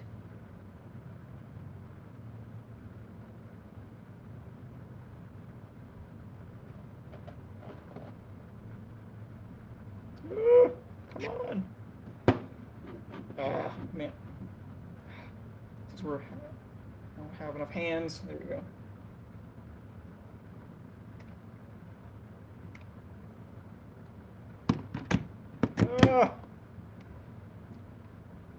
Knockoff Model 2. Maybe. I'm trying to get a Seikomac CS3. I think you were talking about that in the live stream yesterday, actually. I mean, we're okay. How did Lion King not get sued for stealing the Thunderbolt 2001 130? Um, I think the reason why they didn't get sued for stealing the Thunderbolt in 2001 130. Wait, the Lion King stole the Thunderbolt design? I have not seen a Lion King Thunderbolt, but I've seen Lion King's like weird version of the Chrysler. They didn't steal the Thunderbolt, but they did steal everything else. LOL. Okay, well, here's the reason that I think. I think the reason why Lion King was able to kind of get away with using the design of like say the Model 2 or the 2001 or even I think they have their own version of an Eclipse right now too. If I'm not mistaken, they might. I don't particularly remember. I haven't checked on the actual website for a while. Um, yeah, exactly. CTI is a federal dealer. Exactly. That's why I'm like they're really not dealing in special sirens. They're just a siren installation company that but they've just basically rebadged the sirens. Um, but the reason why I think the reason why Lion King does that with like the 2001 for example is because the patent expired on the 2001 a while ago. Remember, the 2001's been out for a long time. Um, Whereas 2001, the 2001 DC, I mean, it's been around since like the 80s, like the late 80s at least. And I think the reason why that is as to why you can still find them, or why Lion King can make them, is because not only are they kind of not necessarily listening to international trade laws, because China for the win. They have a tendency of doing that, and it's also just stealing intellectual property. But I think the reason why they're okay with doing that is because the 2001s, the patent for the 2001 expired like because here's how patents work for those who have never taken like an engineering class or a drafting class. Patents have an expiration date. That's why certain things you find don't get patented. For example, like that's why the for example, the recipe for um, the recipe for Coca-Cola isn't patented because by patenting it, they would have to disclose what that formula is, and then the formula patent or patent protection has an expiration date of 18 years maximum. So it can only that you can only protect it for 18 years. That's how patents work. They're basically just there to keep things from being competitive for a certain amount of time so the company can establish the brand. And then once it's out there, then other brands can go and try to copy it and it becomes part of the public domain. So that's why, for example, another thing that you might not have realized, that's why razor blades always change so much. It's called the razor blade model. If you've never heard of it, it's where you give them the handle, sell them the blades. Whereas like the blades are kind of like their own specific thing. But that gets into printer ink and stuff like that. But one of the things that's unique about razors is that when if you ever like looked at a razor blade and you wonder why it has all those weird little cutouts in it for like a regular old style razor blade, is because companies tried making different handles so that only certain blades would work with certain handles because the patents would run out. So the patents would expire on this blade, so then they no longer could have a monopoly on that one specific blade design because other companies could then make it. So instead of doing that, they made new handles that went on and would only work with the new blade, and that's how things kind of went on. But anyway, I think the reason why those are out, why Lion King can make them and kind of get away with it is because the patent on the 2001, because the 2001 was patented. We can look up the patent numbers for it, and you can see that it shows up. And you can also see that like the RSH-10 Thunderbeam when it was originally was first patented too. But the patent expired a long time ago. It expired probably at least over almost 20 years ago now. So I think that's probably why they're able to get away with it, is because it's just it's a design that's kind of just in the free the open source or open domain now at this point, public domain, excuse me. But yeah, so they really haven't stole Federal's design. They're just copying it, and Federal really can't do anything about it. That's probably the biggest thing. So yeah, I hope that answers the question as to why Lion King is allowed to kind of make their clones of the 2001. Which really kind of sucks when you kind of think about it, because it might be kind of fun to actually go into like a design and actually design a Siren, but like design a who do you want to win the AFC and NFC championship? I'm gonna be real with you, Chief. I'm a nerd. If it's sports, I have no idea. I honestly have no idea, and I don't mean that to be like some kind of dig or to kind of like just make fun of it. I honestly just don't watch sports. So it's like the things that occupy my time are probably just different than what you use to occupy yours.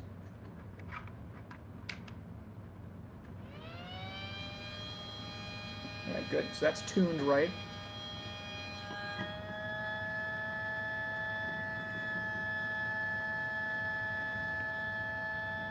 You're a Cowboys fan? Oh, sorry. I'm a moron. No one can see what I'm working on.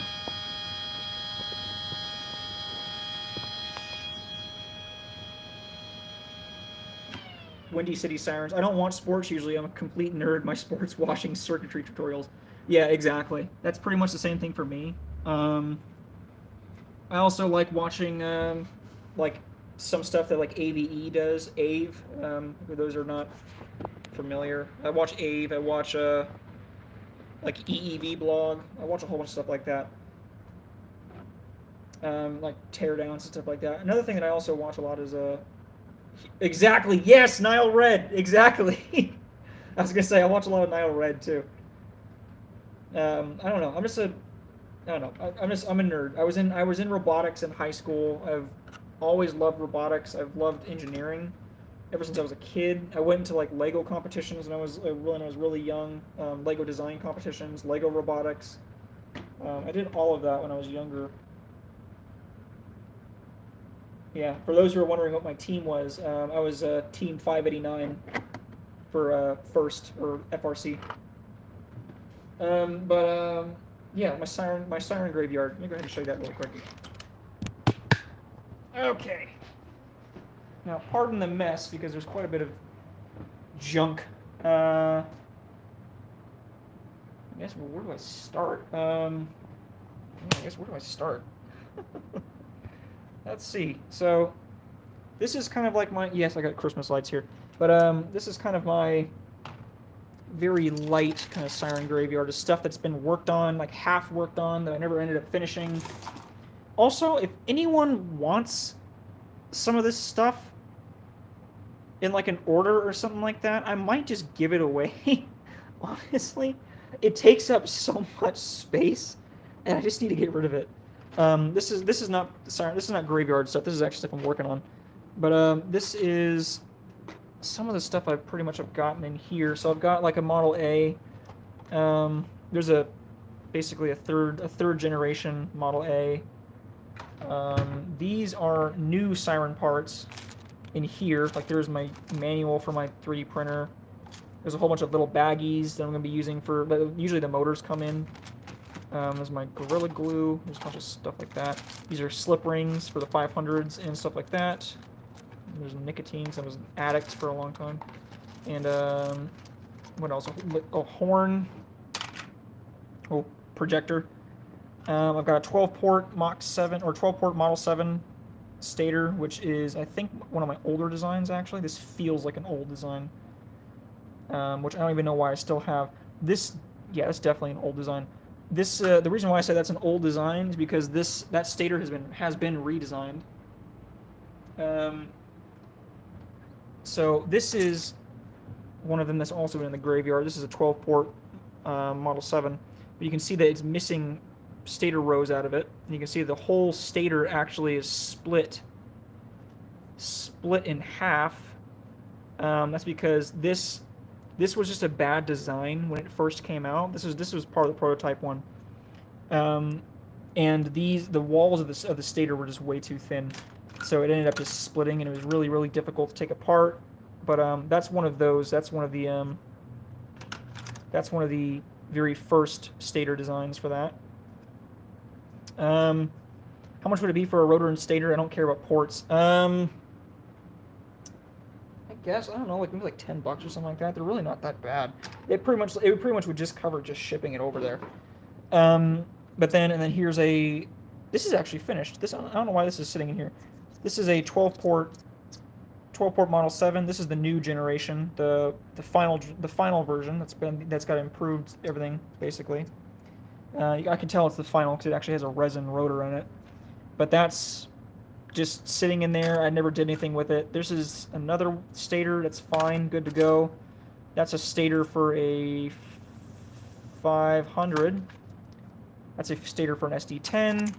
That is a Model L and or Model D stator and motor cover. Got some housing pieces for Model 7s. There's the parabolic reflector or the deflector for a Model D or Model A or whatever one. Intake projector for Model L. Another stator. A resin printed stator for a Model 7. I got away from these because these stators had the same problem of being really brittle, and also they warped. So you can see how the whole thing kind of bows out once it gets towards the top, versus one of these where it's nice and straight the whole way. So that's that. What else do I have? Just another rotor and stator, not doing anything. I got some stators for STL10s that are just sitting in there. Front projector for Model D. A resin printed projector for Model D. That's support material for the WPS 2900. Another stator, another S500 stator, intake tube, STL10 stator. I got a lot of those. I didn't realize why I printed so many of those. A brand new stator for another Model D or Model L. A whole bunch of those. My old design, these are filament printed rotors for Model Ls or Model Ds. More parts, a whole bunch of parts. A base for a Model D or A, doesn't matter. I don't know what that is. And then in here, the second box is more parts, more random parts. So that's some stuff I threw back in there. These are some housing pieces for the Model 7s. So honestly, wow, I got a lot of these. Holy crap! I got a whole bunch in there. I really could, man, I could make a whole bunch of these right now if I wanted to. I got enough in there for at least 2, 4, 6, for 6 of them. And then a whole bunch of horns. Can I show your Sentry F2? Yeah, I'll show you in just a second. And I got a whole bunch of horns in here for the STL10. There's some brand new rotors. There's one for a 500 or SD10, and there's a Model 7 rotor. So just a whole bunch of random bits and pieces. I didn't realize I had that many stuff in there. I might actually end up, if I got that many parts that are already printed, I might as well make at least a couple of them. I might actually end up I might put some of those back on the shop once I reassemble them and get some of these 500s and stuff out. And probably sell as like a discount just to get rid of them so I can clear up some space in here. But yeah, that's pretty much all of my really big graveyard stuff. Then I got some graveyard stuff over here. So there's intake tubes for STL10s. There's a nearly finished STL10 that's basically just missing the horns. Some stators, stuff like that. Some legs, mounting legs, bases.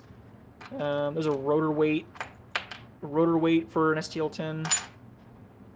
There's an old design of the this is why I went away from having FDM printed rotors for all my Sirens. This is why I went away from that, because just look at how gross that looks.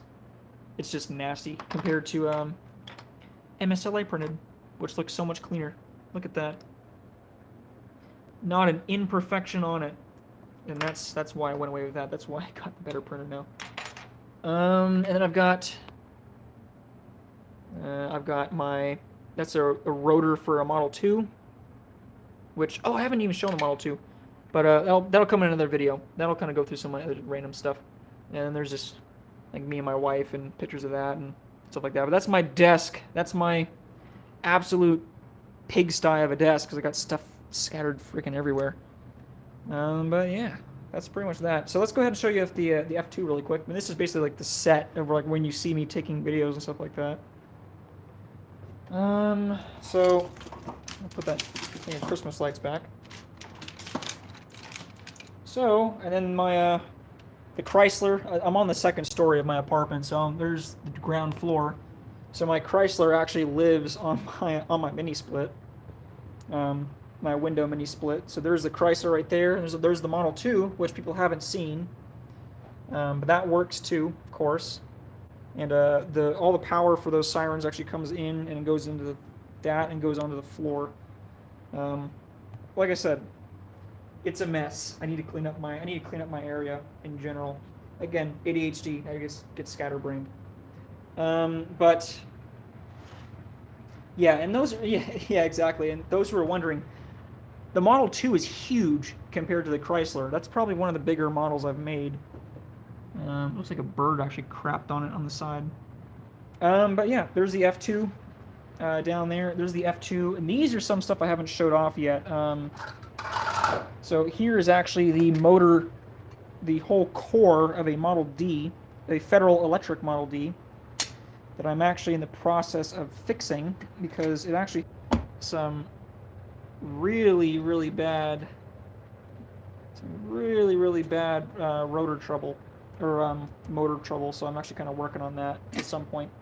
There's the rotor for that down there. Sirens of Woodstock, growl please. You want me to growl the F2? I could do that. And there's actually, that's the one of the impellers for the Chrysler. I don't know why it's over here, but that's garbage. Yeah, and all these, of course, you guys have seen these. There's the, oh, they moved the locking tab out. There's the B&M, the CS8M7, my favorite vehicular siren. Yeah, I guess we can try to growl this. Yeah, we can try to growl this. I'm gonna piss my neighbors off really quick. Yeah, let me go ahead and grab this. Ah, boy. I did also replace the cord on it, so it actually has a longer cord. I'd sell my soul for the CS8. Dude, you would never guess the price I got that CS8 for. It was, like I said, the guy had no idea what he had. He very clearly had no idea what he had.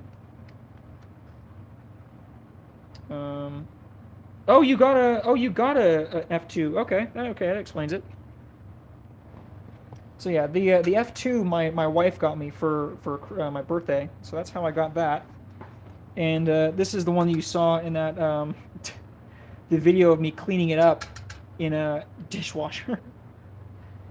So you got your Banshee for free and your Model 7 for dirt cheap. How much did you get your Model 7 for?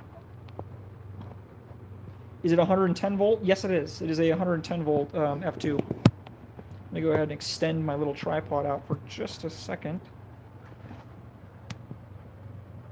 And kind of set this up at least a little bit. You can kind of see what's going on. All right. Let's see how that looks. Yeah, it's pretty good. Oh, and for those who are wondering, that's actually not a 77. That's actually a C5 GA. That's over there. I want to give it a very quick little growl because this thing is ridiculously loud.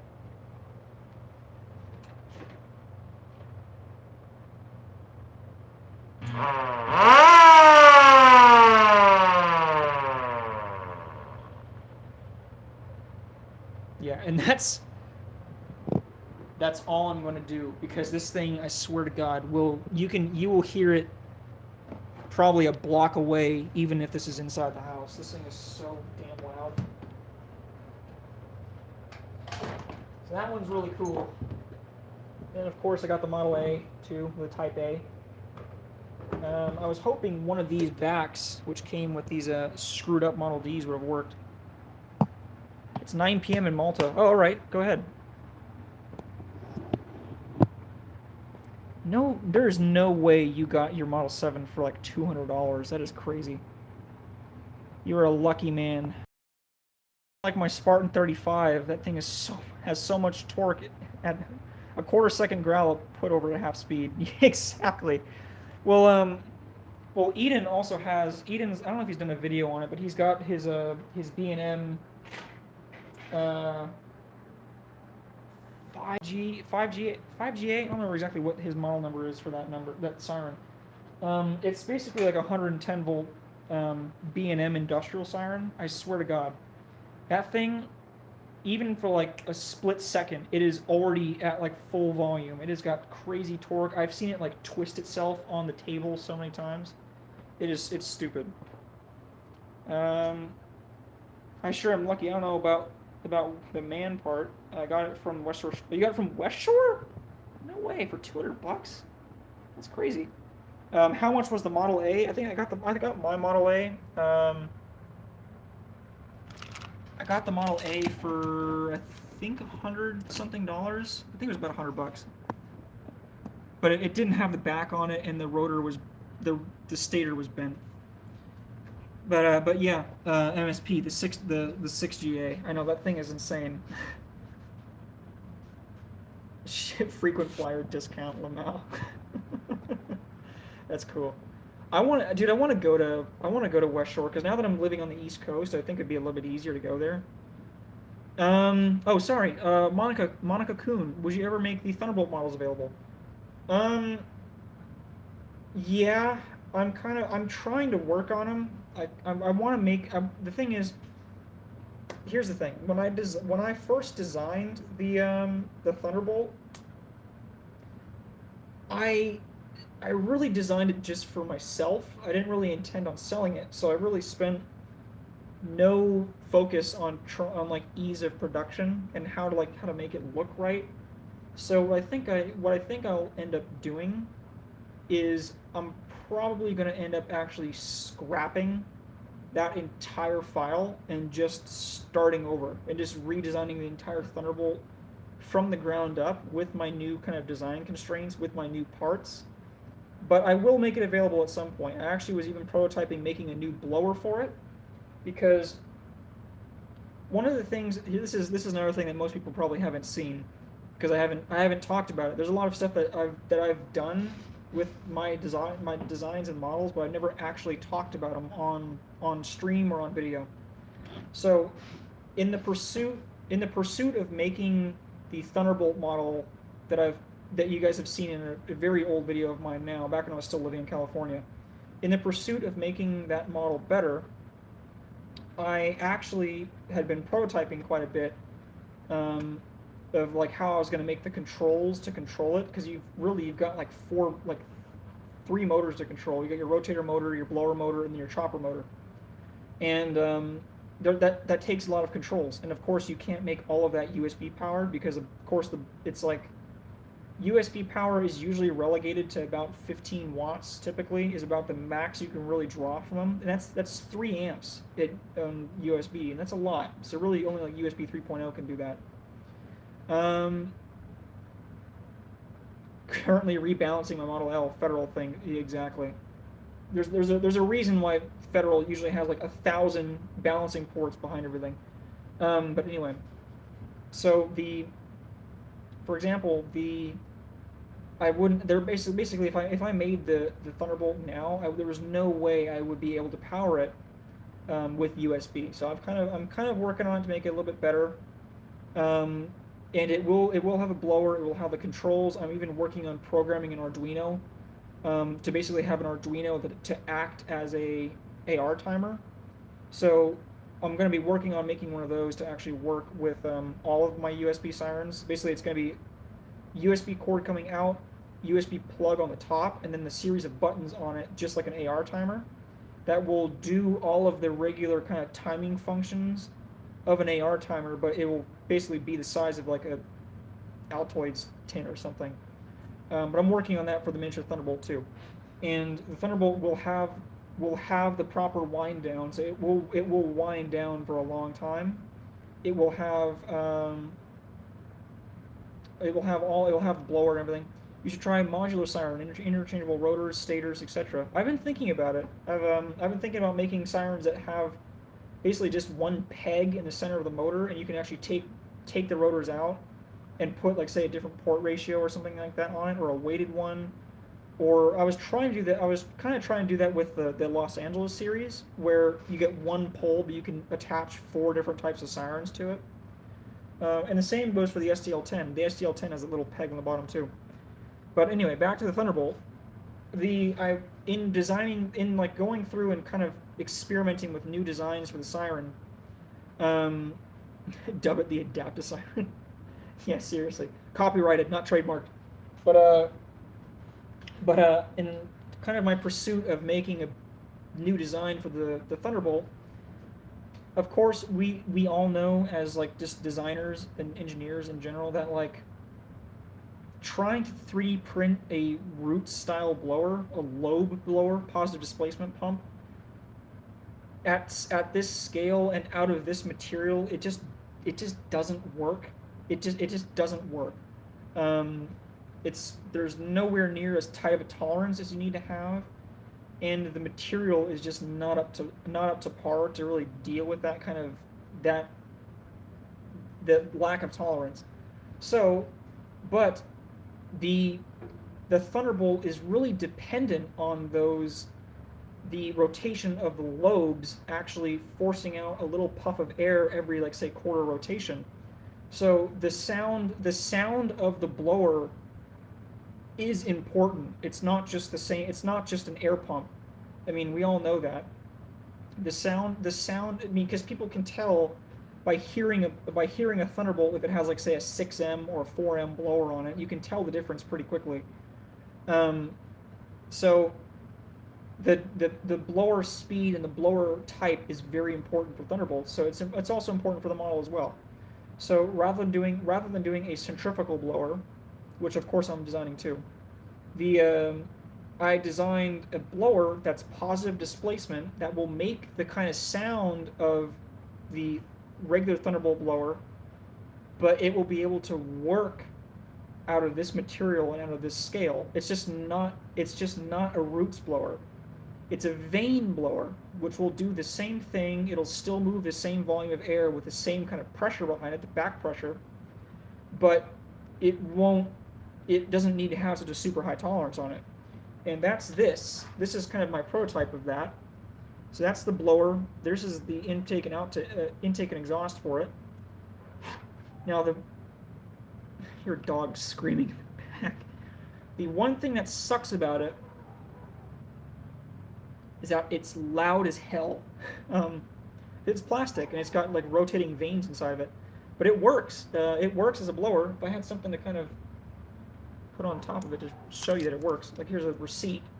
If I spin the blower, this is on the exhaust side of it.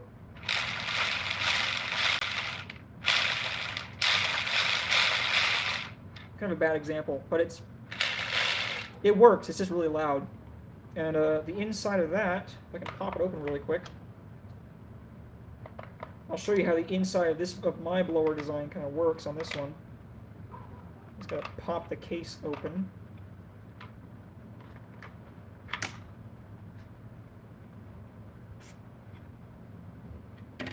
But yeah, that's the inside of my design for the Thunderbolt blower. So for the model Thunderbolt blower, this is the design I kind of went with, and I kind of like more because it fits my engineering constraints. But that's basically it. And that's pretty much all how it works. It's just like those vanes just basically flip-flop on the inside. And yeah, and it works really well. It's just loud. There's a lot of scraping. Yeah, so that's about it for that. 6-year-olds at SirenCon be like, oh my gosh, Siren hit. Yeah, true.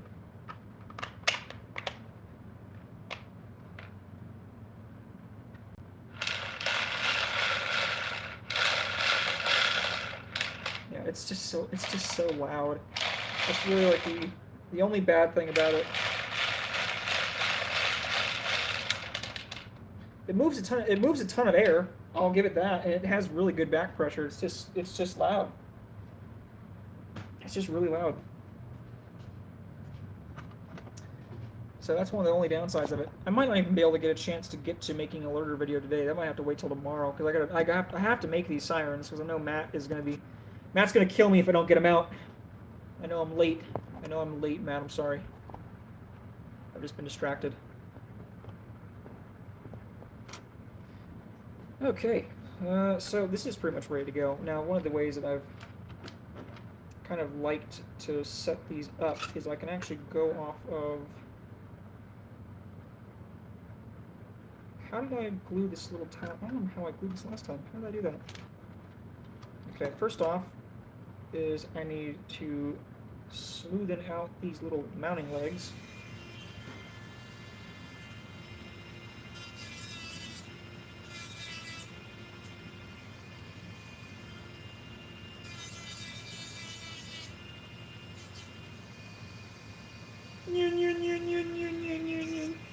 Stupid annoying sound. I'm amazed that this live has gone on for 2 hours and people have actually stayed engaged. I didn't think I was actually going to be that interesting to talk to be completely honest.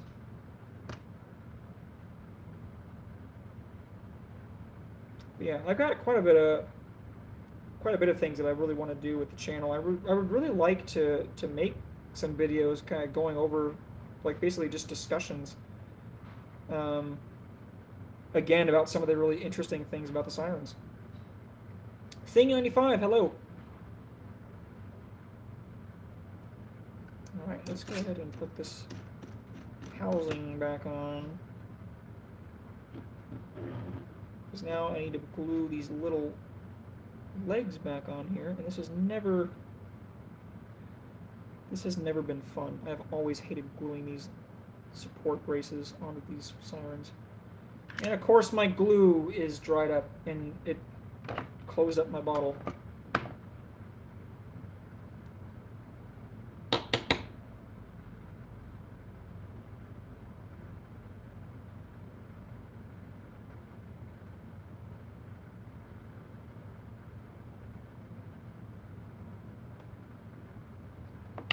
Oh my gosh. This is the one thing I don't like about this bottle is that it gets clogged so easily with glue and it won't flow. There we go. 6 viewers, man. Everyone's fallen off now, man.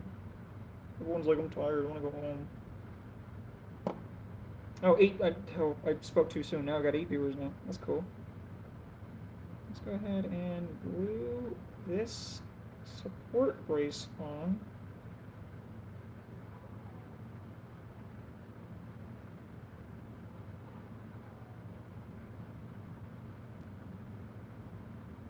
Also, if you guys ever wanted to follow me on TikTok, I do have a TikTok. I just don't use it very much for Siren stuff, to be honest. I did very early on. Well done on the alerter. Thank you.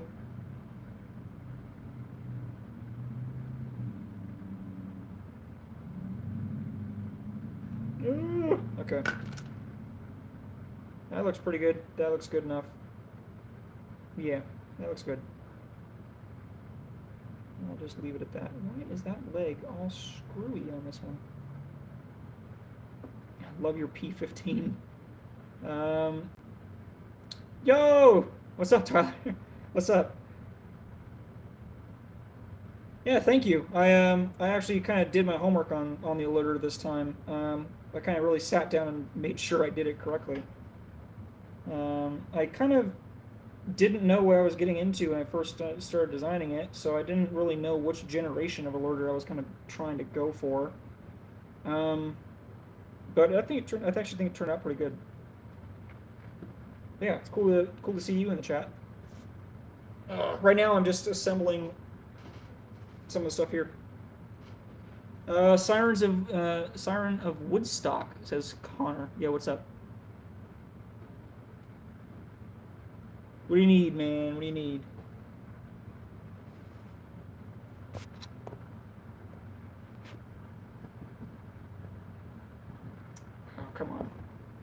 little tripod won't bend up right.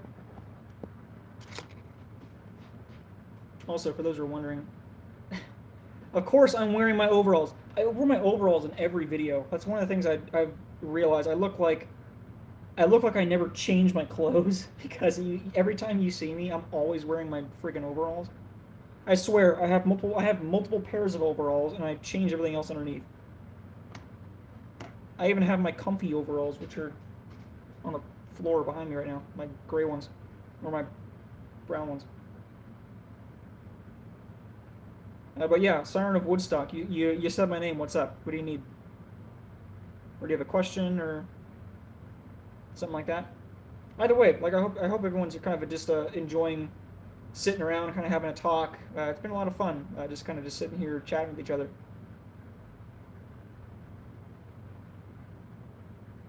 And I try to read the chat as it comes up because I know that YouTube doesn't always save the chat conversations. That's why, like, when you're watching me like design them in Fusion, I typically will actually sit there and try to say the chat out loud because you can listen to what the chat's saying by just hearing what I say in the video afterwards. I don't even know if YouTube even saves the lives that I do on this, so it'd be interesting to see what happens. Yeah, YouTube is probably having a seizure right now, wondering why I'm doing so many really long uploads. But you guys can probably expect a video on the alerter coming out probably sometime tomorrow, maybe. Sorry, a ring just decided it wanted to annoy the hell out of me. Who in the hell? I don't know who that is.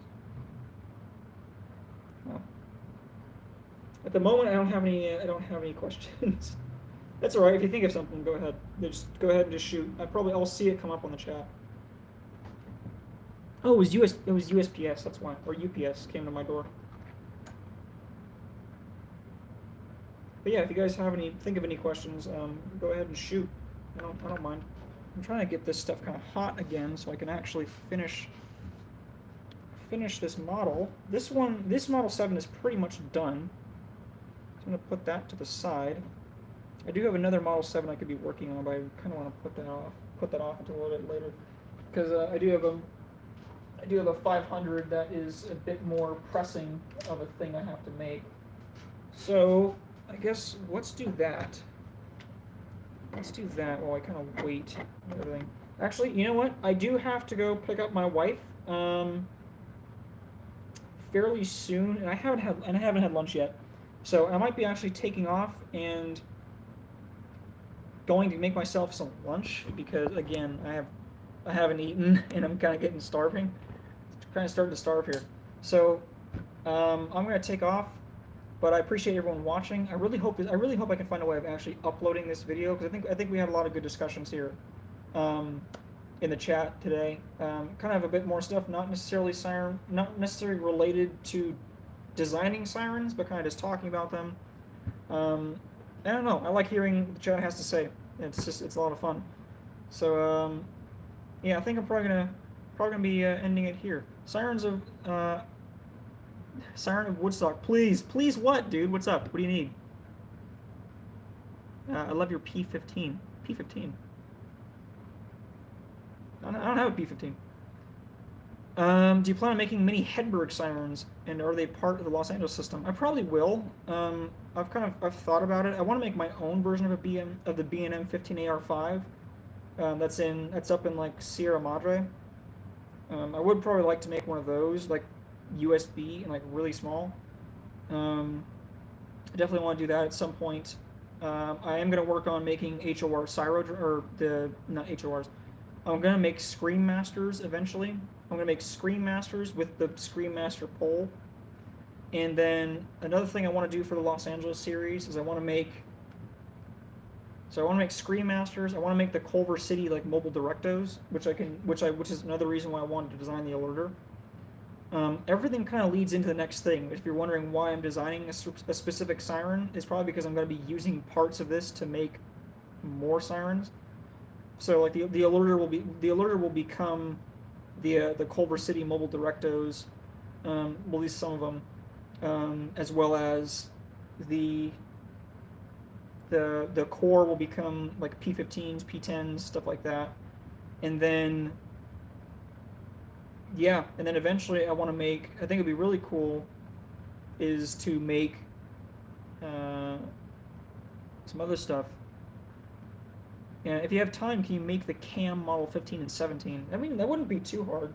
I did work on making the Q, which I had part of it right here. You can see that it just destroyed itself because the entire thing was resin printed, so it didn't like that.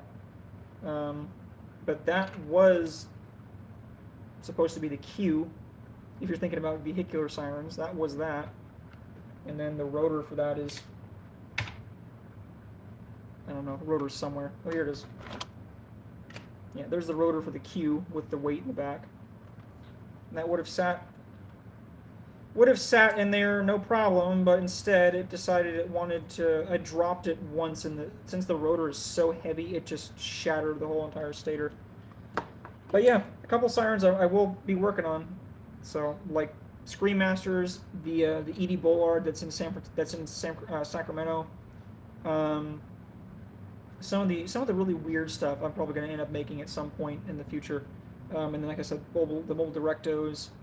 And then I do want to make the round baskets that are in some of the places in Los Angeles for the Los Angeles polls, as well as the very early basket designs, the really short baskets that usually you see in the federal codes and stuff like that. Think about making a Model 1. Model 1 would be kind of cool. I mean, because I already have a Model 2 over there, but yeah, making a Model 1 would be kind of cool to design. But yeah, so I think this is pretty much going to be it for me, guys. For me, it's almost 4 o'clock now. It's about 10 minutes till. So I'm going to be getting ready to go, but I appreciate you guys kind of watching, and yeah, again, everyone, I appreciate everyone kind of joining in and having a discussion with me. So yeah, we'll see if I'm allowed to actually upload this onto YouTube. Hope I can. It'd be really cool to kind of have like a archive of this. But yeah, and then after I get my wife, I got more sirens I gotta make. I gotta make these models and get them out. I got people that are knocking down my door that want them.